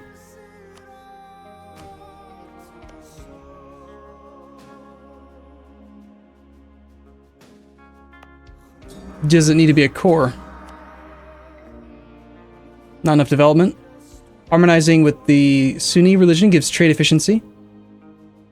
So when you take the decision to actually do this, it's kind of like old westernization. Harmony goes down by 3 per year. It's going to take 33.3 years or whatever, 34 years to complete. And throughout that process, you will lose harmony.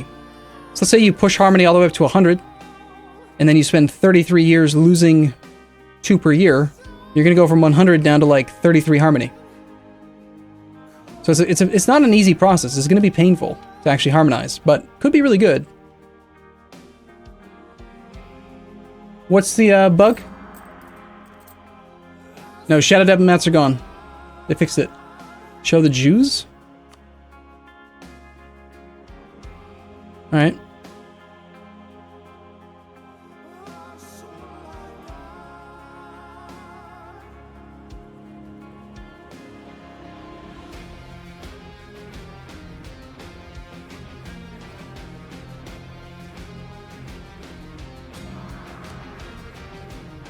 The Jewish group is institution spread.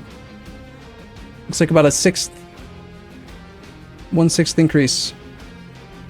And then we've got, yes, so Jewish is separate, but Coptic falls into the Christian group. Okay, what other groups are there? Fetishist is pagan. What other groups am I missing?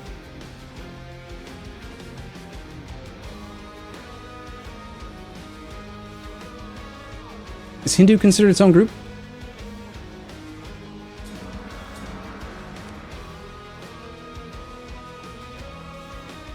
Or is that part of the yeah, I think it's the Dharmic group, Hindu, +1 tolerance to the true faith. That's pretty good. We got Zoroastrian. And of course we got all the religions like Nahuatl, the Aztec stuff to check on.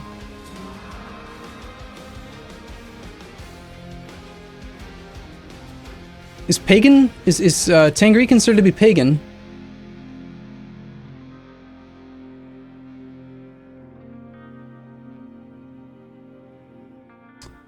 Where is Zoroastrian? I forget.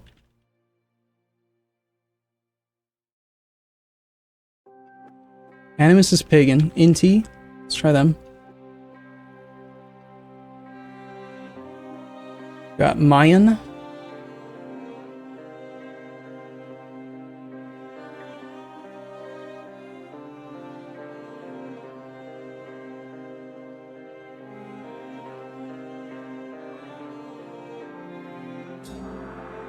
Shinto is Eastern, right? We got Japan, that's true.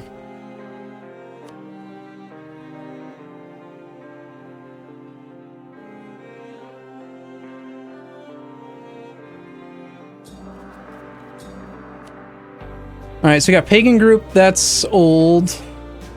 I remember that one. I remember that one. Christian, Muslim, Dharmic, Jewish. It's religious groups.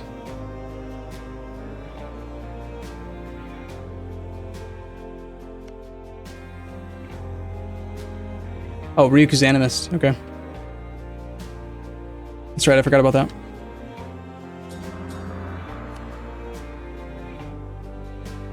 Infantry combat ability. That's cool.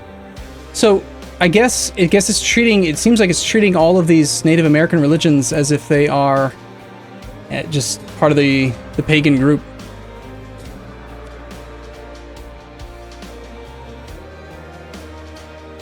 Zoroastrians and Yazd?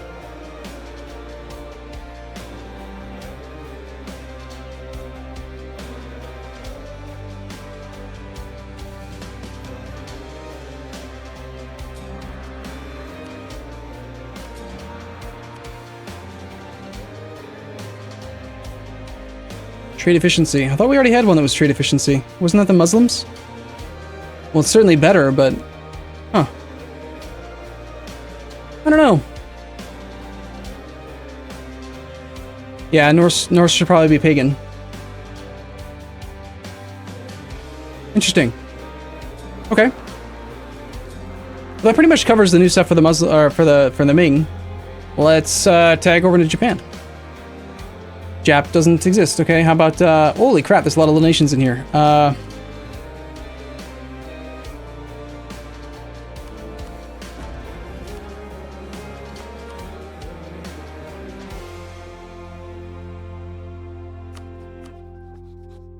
So Ashikaga, a country can take over the shogunate and become the overlord of all daimyo subjects by taking the province of Kyoto.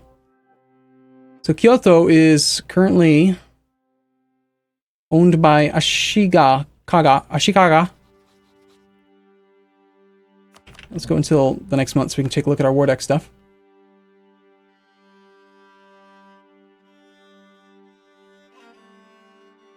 Our overlord Ashikaga has enacted forcibly expel Ronin. This causes us liberty desire negative 500%. Well, good thing that I'm a player and I can just ignore that, right? Ming has apparently turned on a golden era. Wait, what? Does Ming just start the game with enough crap to do... Holy crap! Oh, okay. It's because I turned off Terra Incognita. They start off with centers of trade, large city, and then president... Okay, it's because I was doing that stuff. I was gonna say, there's no way they start off with a golden age, right? Alright, so we go till... It's actually 5%, it displays wrong? I see. Nope, it's 500%. Actually, okay, yeah, it just is minus 500%. Weird.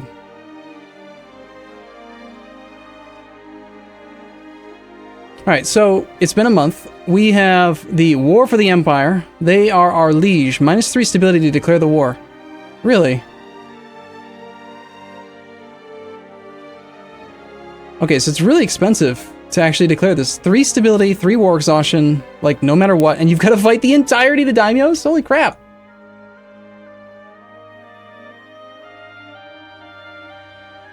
Okay, and if you are the guy in charge, where's our interface for this?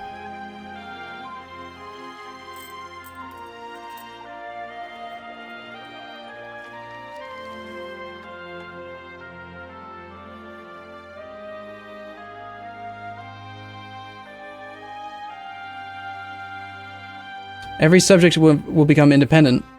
We will lose all cores on provinces owned by our daimyo subjects. Every daimyo subject will change to feudal monarchy. Country changes to Japan.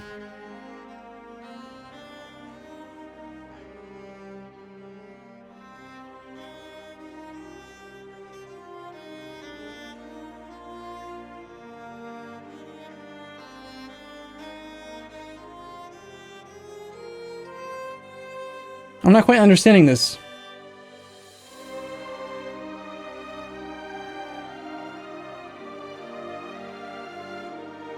No, we didn't have a truce. That was just a -3 stab just to declare the war. I think. We had a CB and no truce, so... Okay, this is it. Adaptive. This is the same as our own isolationism, giving yearly prestige .1. They get stuff. I see. So all of the interactions are in here. We've got divert trade, embargo rivals, change isolationism.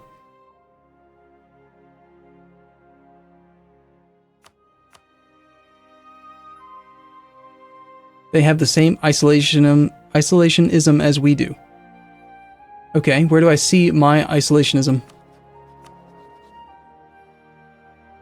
Okay, we've got absolutism as per normal. We've got forcibly expel Ronin. That's the decision he just took.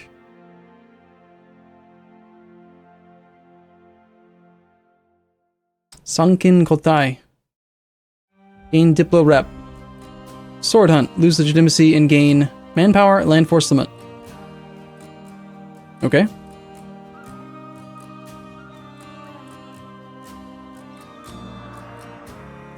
Yep.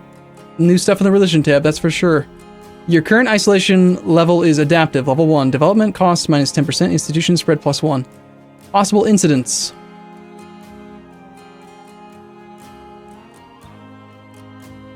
Active and past. So these are random events that can fire. I remember hearing or reading about this. I haven't tried playing as Japan. Interesting. And I want to take a look at these other interactions. Conscript General. Conscript their best general to our own forces. Woohoo! So if you have lots of Daimyo and they're all generating and rolling generals, you could just take the best one that you see. That's awesome. Contribute to capital. Force their highest development province to contribute with base tax. They lose 2 for us to gain 1. So since they're little one province miners, they have nothing that they can possibly spend their monarch points on outside of tech, really. They'll probably do a lot of development, and then you just kind of leech that off of them. That's cool. Force seppuku. Warmongering daimyos are ashamed of their clan. Death is the only honorable resort. If we force them to commit seppuku, his successor should see the benefits of a more peaceful path. This would also give us 5 times their new ruler's monarch skills in monarch power. Interesting. Does that show up in the diplomatic macro builder? I doubt it. Knowing that that's an available decision would be really, really convenient. I could become a tributary of Oirat?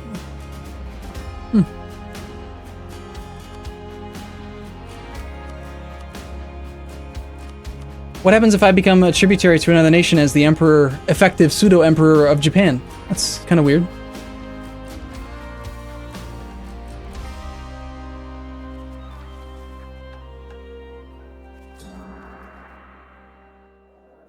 Alright, what else do we have? Same old grant core claim, grant province, pay off debt, placate, return land. Alright, so we can force them, kind of like the HRE, you can have them return land. Nothing happens, you stay emperor?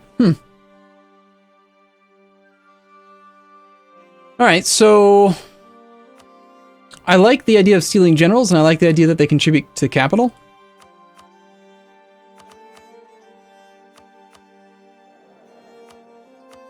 Fantastic, I can see here that the sort by liberty desire button's working really well for this nation. Great, good job, Paradox. It's working perfect. You know what it is? It's because of the Ronin expelled. I bet technically the game is treating every single one of them like they're at 0%.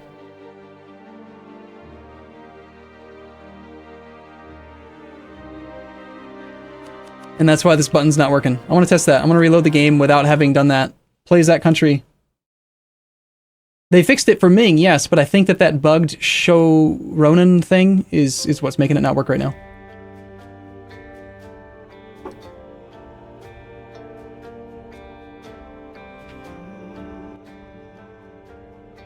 Yep, and then we got the Manchu banner system.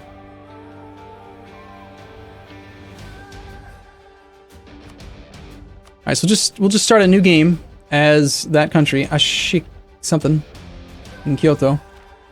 Ashikaga. I think it's gonna work now that we don't have that Ronin thing done. I don't know why that wasn't caught. Nope.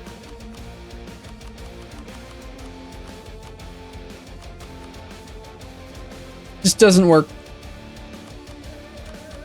It's fine, Paradox. It's not important to sort all of these daimyo by their liberty desire or anything. No. For that button to work, you need to pay an extra $10. But if you play as Ming, the button works just fine.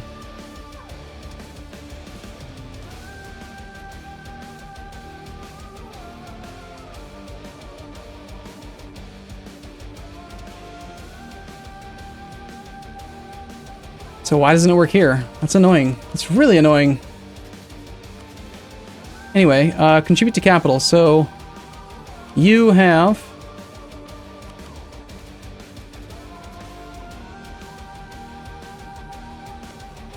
eight development in your territory. 332. And if I make you contribute, they're going to contribute with base tax. So they lose base tax. I'm assuming that that button's not going to be allowed anymore.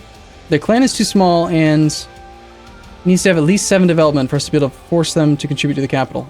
I wonder, does it change between the types?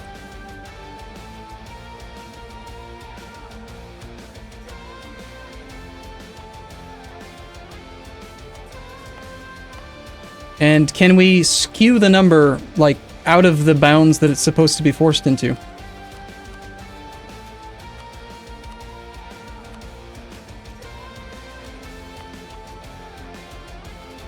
Looks like yes. We're way, way up on base tax relative to these other two. You shouldn't be able to go that high. You should only be able to go to like 8, I think, or 7.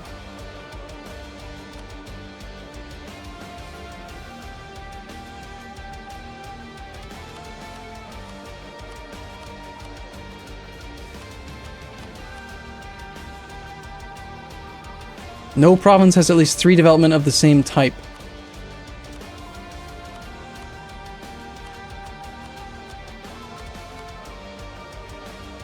I'm thinking it's going to eventually be not just that one. So you start the game off just demanding them to all do that. Now they're disloyal. What does that do? What's the net effect from disloyal daimyo? They're not paying us taxes. Daimyo are considered to be a vassal functionally. They do pay taxes. Can you demand land from a daimyo? I don't think so. Can you attack your daimyo?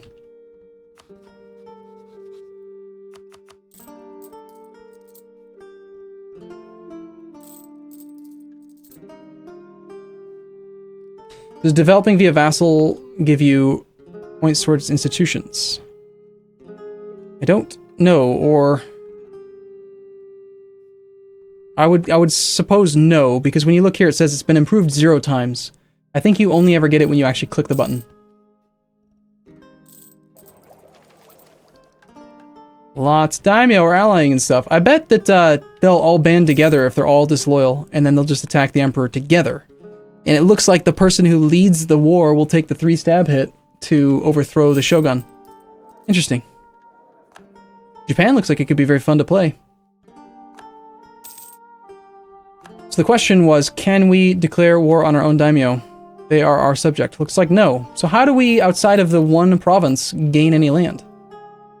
Are we allowed to vassalize, like, differently than the daimyo? Kind of like...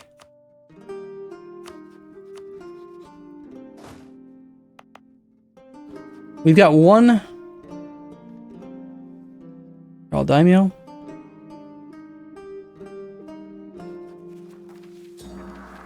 Incorporate something into our country. Okay, so they could just be integrated then. I get it. Okay, so they're functionally our vassals. We just annex them. So in 10 years, we could start systematically integrating and annexing the subjects, which would piss everyone off because we would get lots of extra...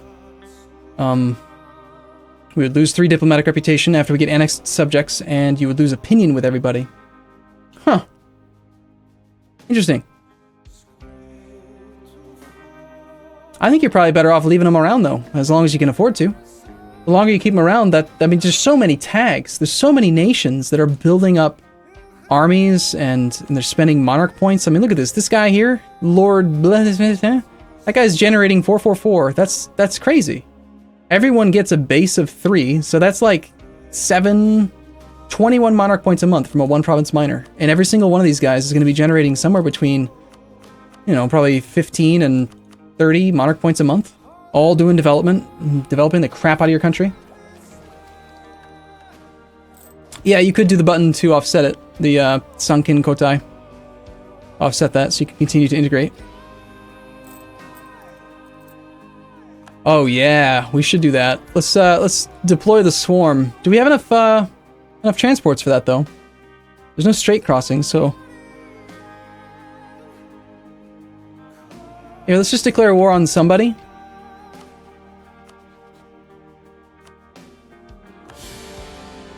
Because we can.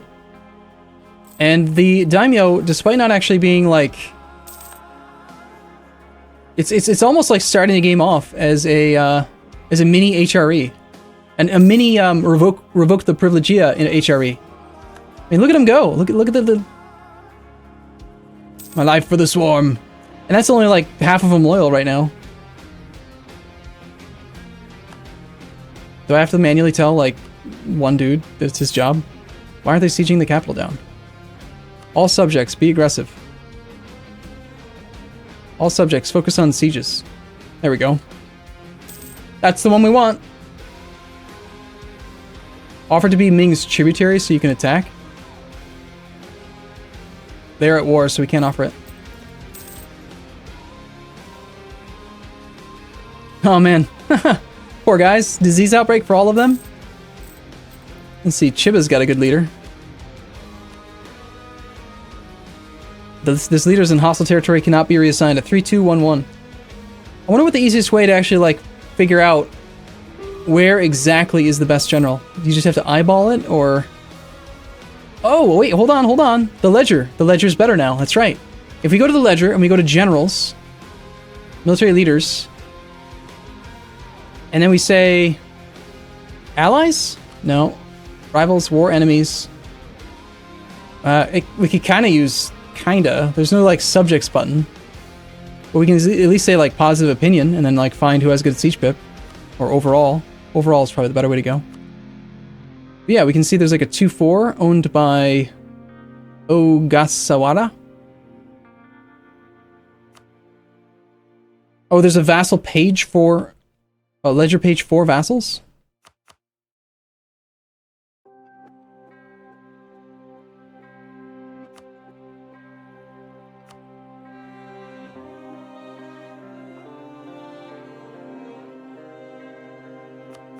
I think that the way that I did it's the only way you can actually do it. You gotta just say positive opinion. But you can't support, you can't filter by subjects.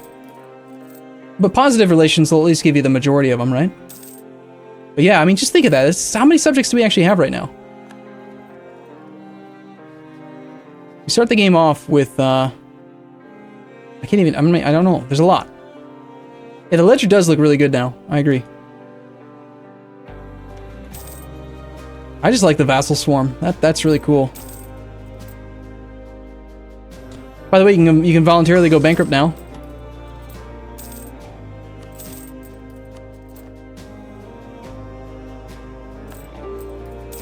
We're not bankrupt.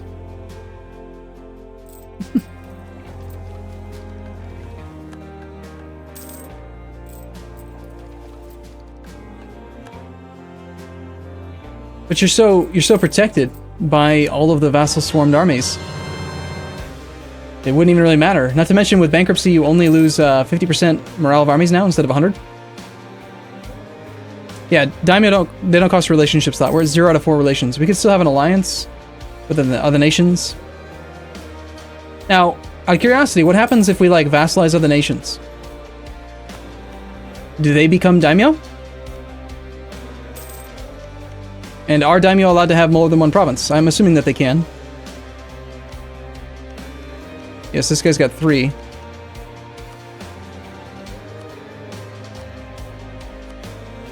The most annoying thing is that they don't actually let you sort by liberty desire. and that they didn't think that maybe these interactions should show up in the diplomacy macro builder, which would be so convenient, you know. Like, who would accept the decision to contribute to capital? Be awesome. Paradox, please. Please. You didn't do enough. Let's take advantage of this, the Diplo macro builder for relationships. We'll say, own subject countries. 1, 2, 3, 4. And they'll just go off and do their jobs. I kind of don't like how... my experimentation with this is that they'll pick a subject, and then I think they just improve relations all the way up to the cap, rather than, like, switching each month to try to, like, get the really low ones higher or any kind of intelligence to it. It's just pick a subject that's not capped, improve relations until cap. But it's better than the old system, so...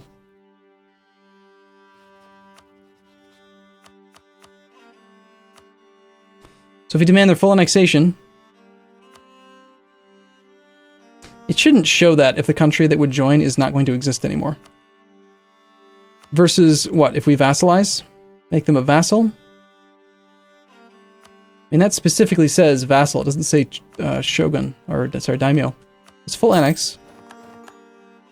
Let's try releasing them as a vassal.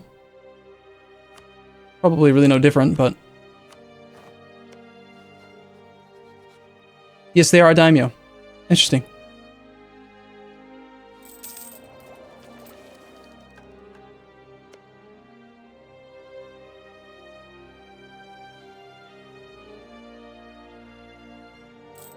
Cool. Okay, so... if you conquer land yourself, it just becomes yours. If you create new vassals, all vassals are automatically a daimyo.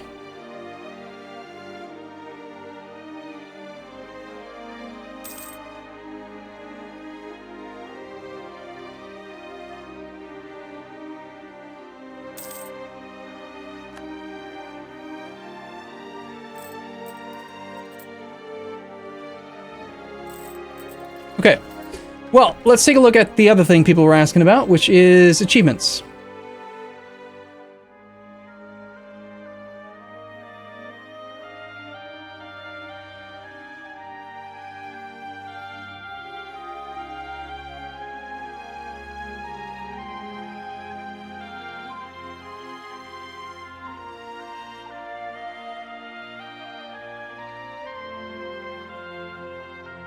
All right.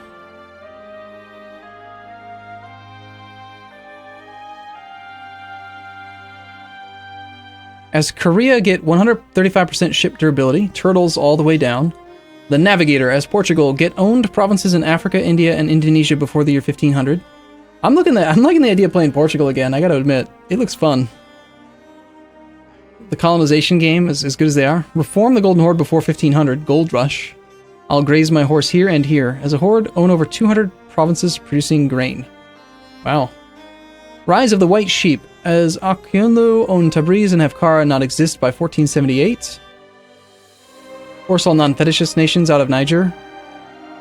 So does Daviet. Have 10 nations follow the Mahayana faith. Unite the Burman culture. Embrace manufactories as Japan in 1655.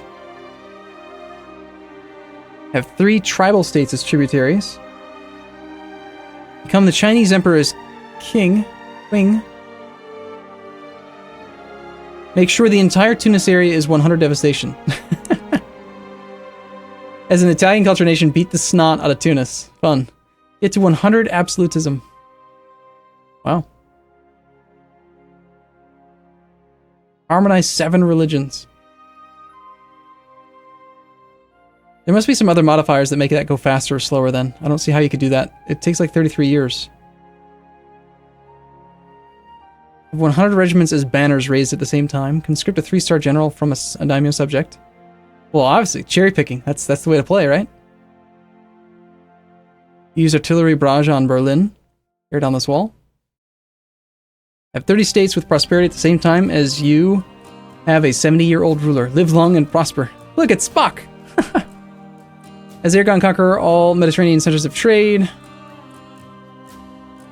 You gotta let me know when we get to the ones from the previous patch. I can't remember what's new and what's not. I think that Phonetic Collectivist was the previous patch.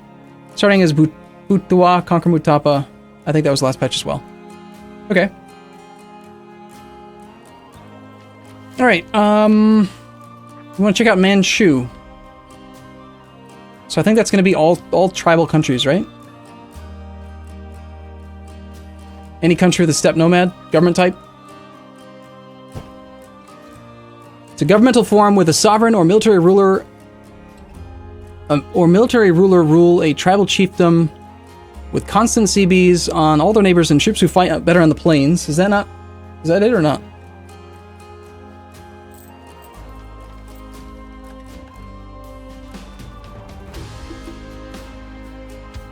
Not Korchin?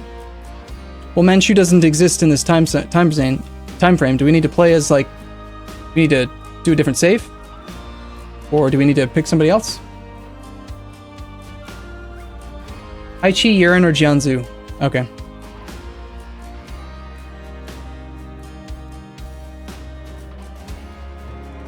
Why on earth is Haichi's country tag MHX? That's weird.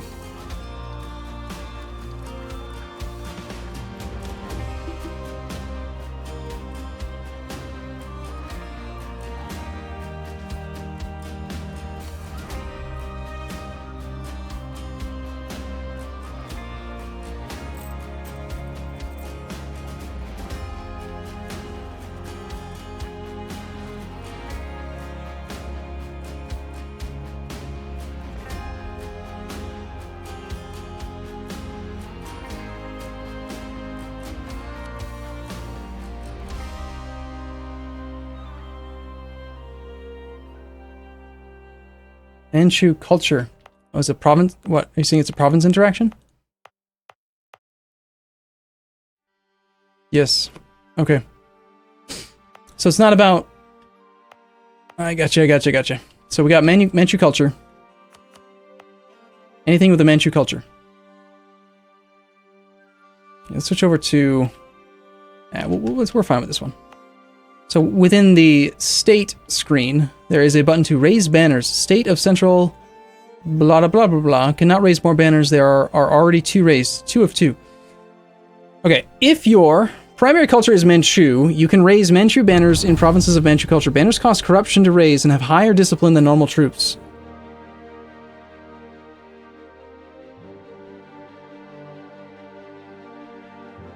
So apparently we can only get 2. And they're already raised. And they are here. They are purple. Banner Regiment, discipline plus 10%, and it gave us 2 cav.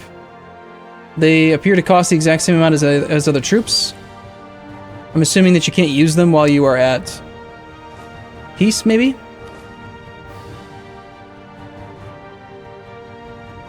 Everyone's at war, so it's hard to tell.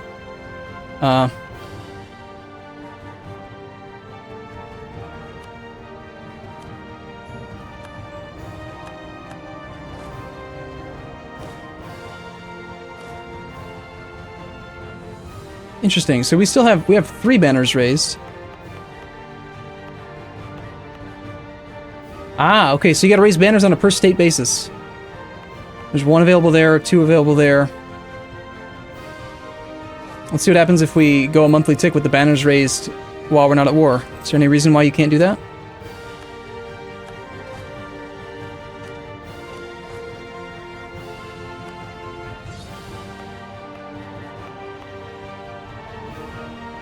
Increases corruption by 0.41%.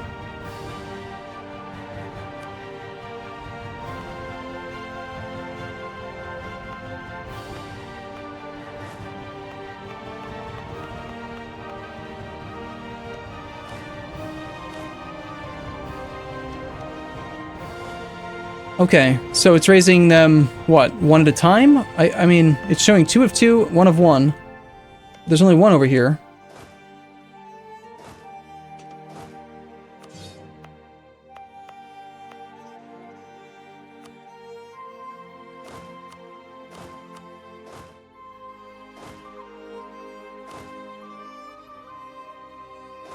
Am I going crazy? I only see 2, and it's showing 1 of 1 and 2 of 2. I think I'm going crazy. It says that you have to be Manchu. Manchu has to be your primary culture. So if we look at this screen here, we can see that our primary culture is Manchu, and we can raise banners from those provinces. But why is this showing?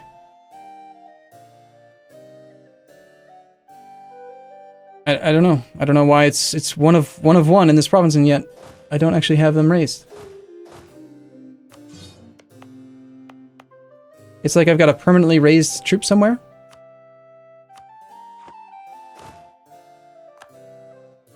I think it's bugged. I have 2 armies, there are no banners, and I can't raise them. No, these are the only armies that we have. I've broken it. Paradox, please fix.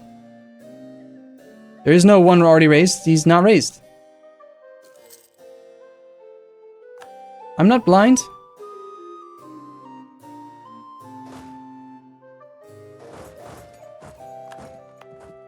A bug where when you disband multiple states at once. It's possible. These look like they're the same across all countries. Nothing special for being this religion, but yeah, I definitely have encountered a bug here with this raisable banner.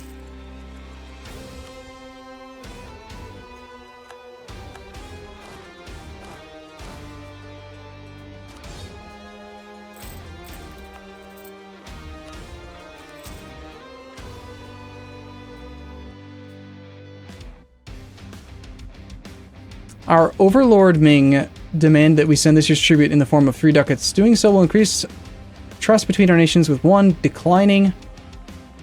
We cannot refuse while we have a truce with them. Fair enough. It's not a state? No, it is. No, it's definitely bugged. It's not just me being confused. It's bugged. It's bugged out right now. Because I disbanded... They were like combined in a funky way, and I disbanded 2 at once, and it like returned one of them, but not the other. There's a bug there. Yeah, come on now. It can't be bugged. This is a Paradox game. Seriously? Everyone knows that the fact that it's a Paradox game means of course it's bugged. No, I'm not crazy. If it were that simple, I could just disband all the banners and then raise one here, but no, it's bugged. There's something wrong with it. I did look closely at this army. Here, I'll delete them all, okay?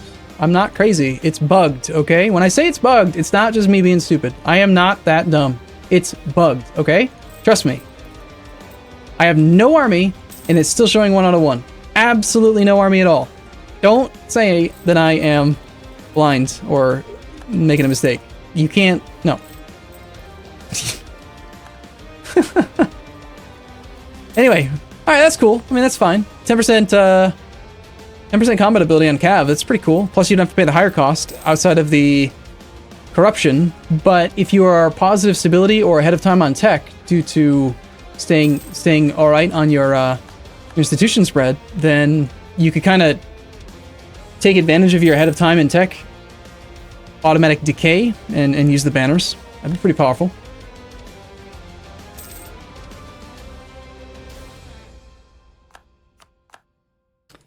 It's not because we're not in control of the whole state. When we tagged into this country, there were 3 raised, because the AI had raised all of them. And he was not in control of the 3, the whole state either. So that logic is silly.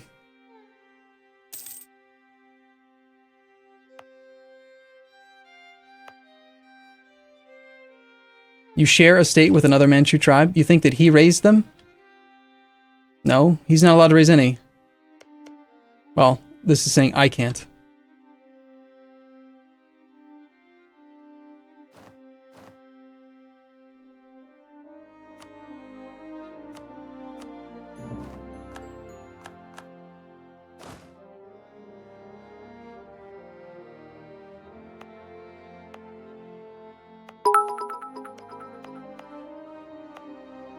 Who do you think you'll play as once you're done exploring the new content?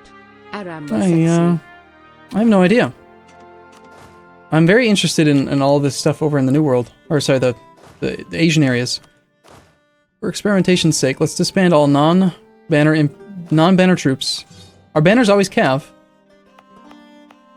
There's no like, it's not like CK2 where there's like a button to disband this specific one.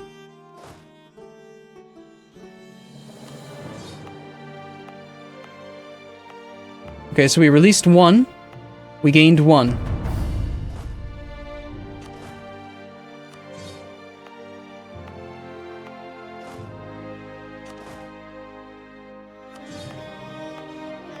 That one lived here.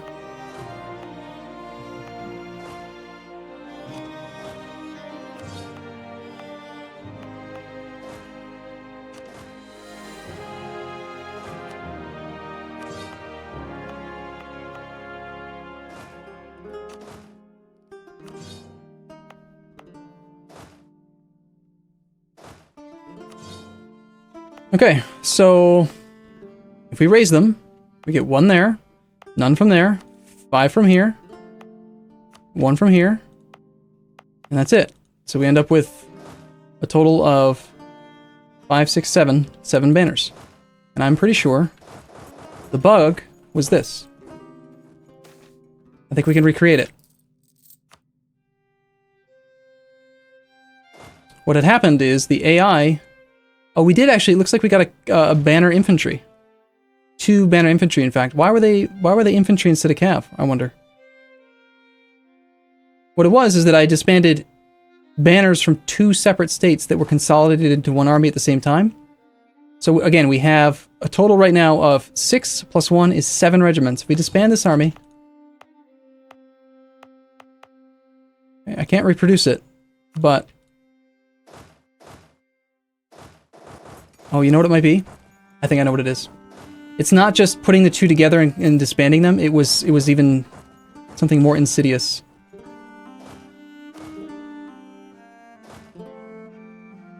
It was take the 1 stack from over here and a little bit of this one,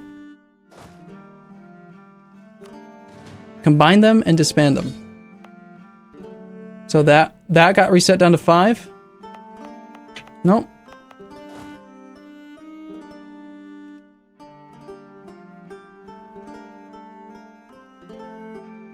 I don't know how to reproduce it, but it's still showing 1 out of 1.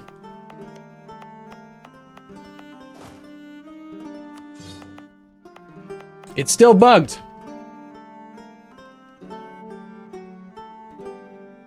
Oh, consolidated together. That's a good idea. I hate that my mind works this way, that I like, once I find a thing that I think is bugged, I can't let go. Kind of bugs me a little bit.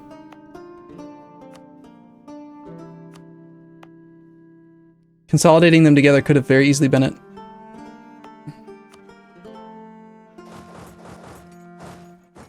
So if we shift consolidate these, does that count? That's shift consolidation, still 5 out of 5. If I full consolidate, we go back down to 4 out of 5. I bet it's when you consolidate 2 from different areas.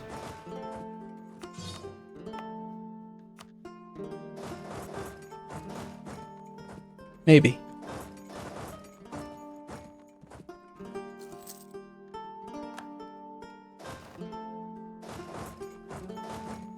Doesn't look like you can control where they spawn. So if we take these 2 and we group them together, and then let's try shift consolidation first.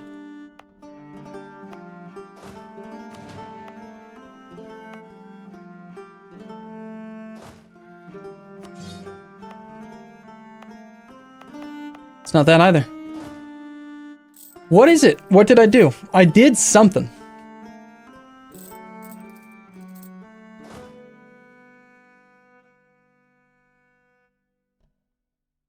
Let's see.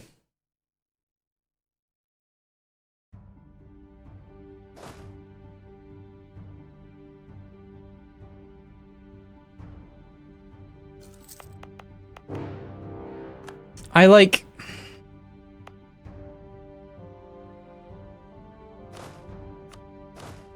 I don't know.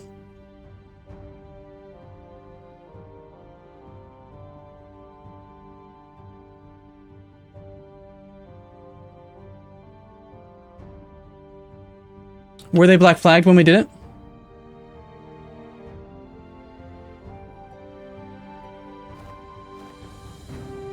This guy has no army.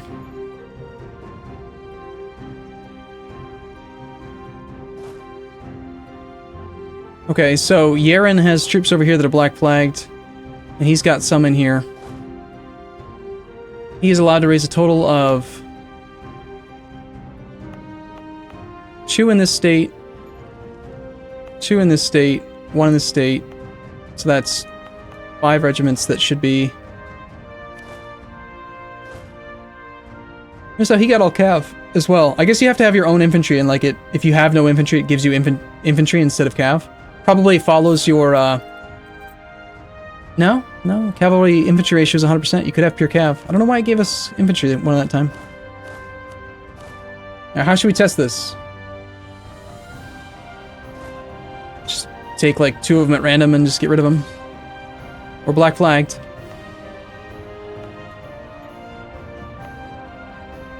No. That seemed to work just fine. Disbanded 2.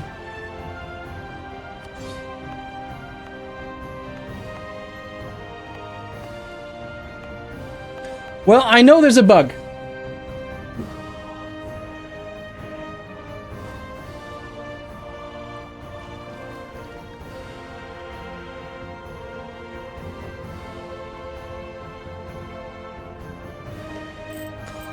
All right, cool.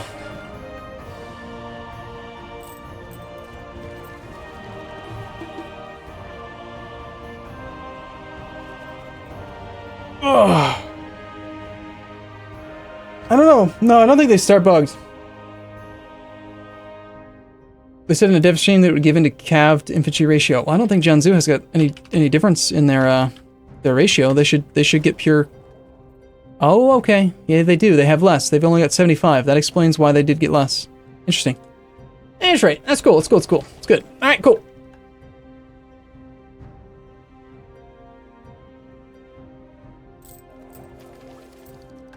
All I know is that they'll need to take a look at it, see if they can reproduce it, because it did happen. Maybe they could even use this save file to debug the fact that there's 1 out of 1 raised when there's no possible regiments in that province.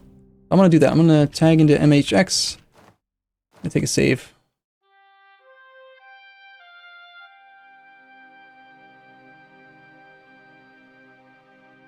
Same in that province. Whatever. Okay, cool. I'm actually going to wrap it up here. I wanted to stream for longer, but at the same time, I still have a lot to record, as you may have seen on my agenda video for the week. So I wanted to try this out, showcase all the new stuff, have some fun with it, whatever. But now I'm gonna have to wrap it up. We're going to go record some other stuff. Is there anything else before I go that you guys have questions about or you want to take a look at? Anything I've missed? No, I don't think they reinforce with corruption. They reinforce with money. You pay for them. You do pay maintenance. Those units were purple because they're banners. Corruption is not going up because of raised banners or anything.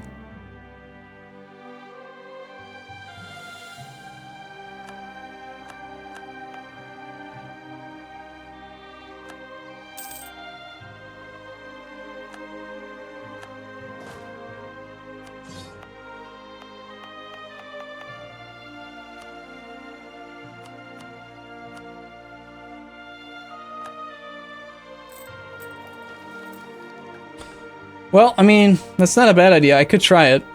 I could stream the episodes I'm recording for Ideas Guy.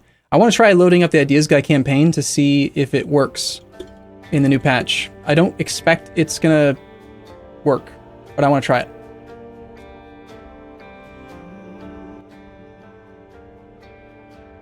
They don't cost manpower to reinforce? That's cool.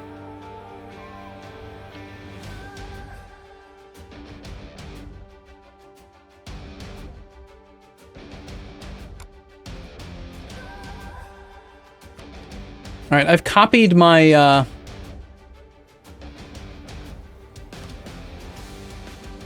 Kingdom of Might save. And we're just gonna see what happens.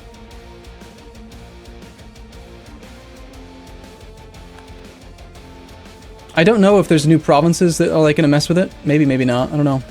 Achievements cannot be earned this session, it says.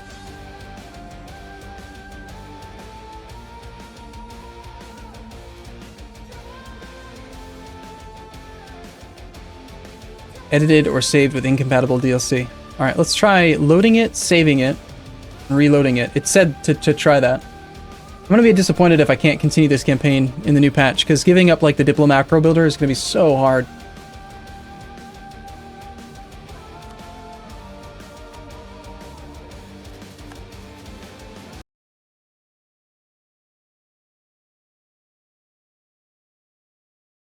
So you're saying you could be the Shogun, the Emperor of China.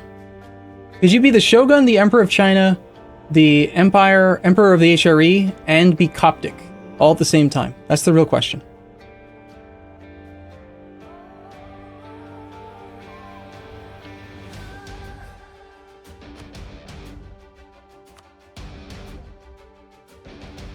Alright, it's still flagged as Iron Man, yes, but achievements can't be earned. So that's unfortunate. I can't export my Ideas Guy campaign into the new patch. Damn. You guys want a spoiler? Should I spoil it? There's a really, really good episode going live tonight. It's really good.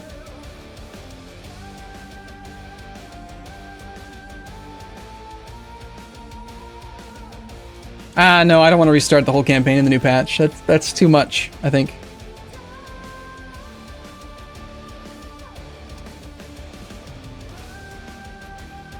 All right, there's a straw poll if you want to vote on whether or not we spoil the thing here. I'm only one episode ahead of you at this point, unless you didn't watch the episode that went live at 9 o'clock, which is 3 hours ago. So it could be 2 hours away. Just 1 second, I'm gonna grab a soda.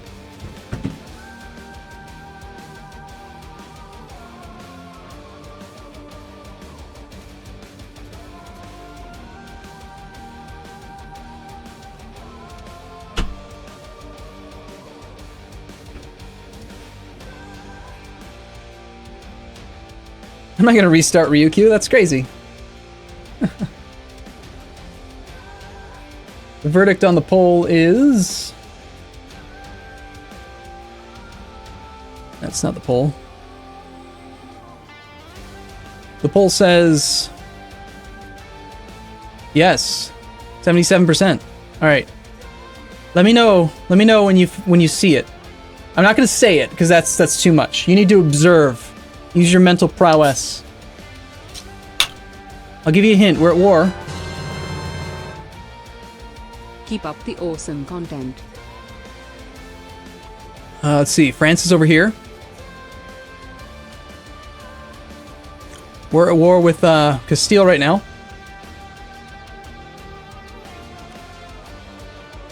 Alright, I'm gonna leave it just like this. We're at war right now. Someone's gonna have a keen eye.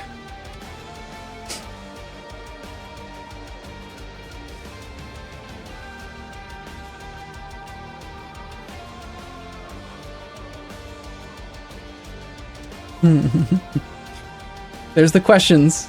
They're throwing it out there. They think they know. And there's the... People know it. Yeah.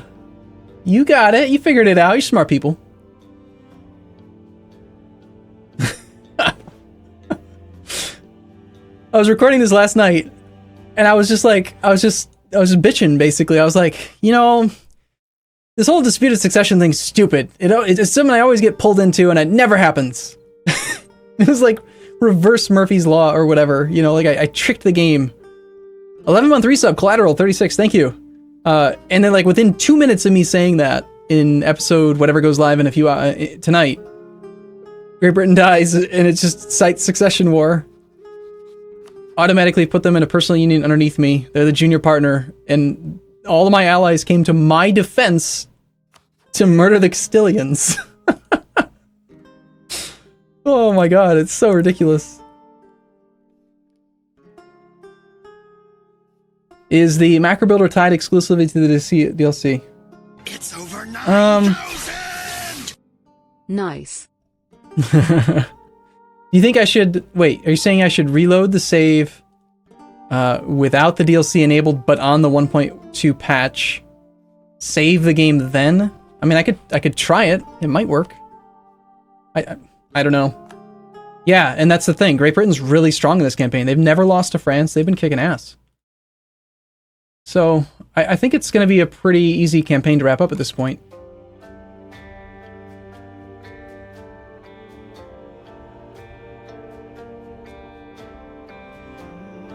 Oh, right. Shoot. I was supposed to turn off the DLC. Let's try that.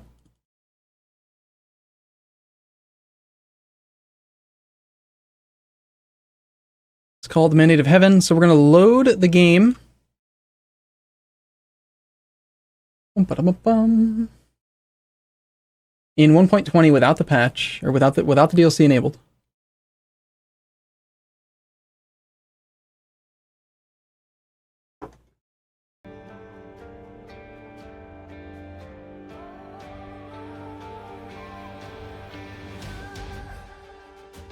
So we're on 1.20.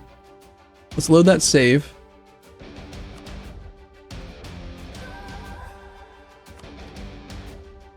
Loaded save game is from a different version. This can cause problems, can ruin Iron Man saves.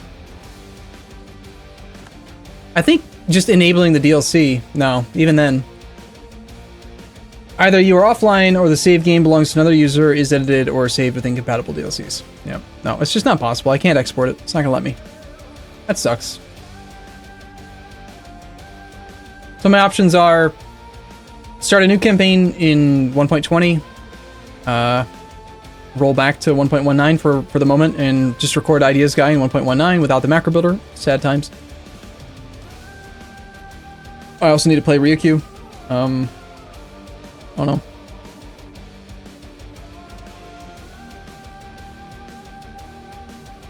You know, I think I'm gonna go with my original plan. As much as I'd like to do it, I have so much to accomplish, so much to do today that I can't really see staying focused and getting organized and getting anything done efficiently if I keep streaming. So, I'm sorry guys. I'm gonna wrap the stream up here.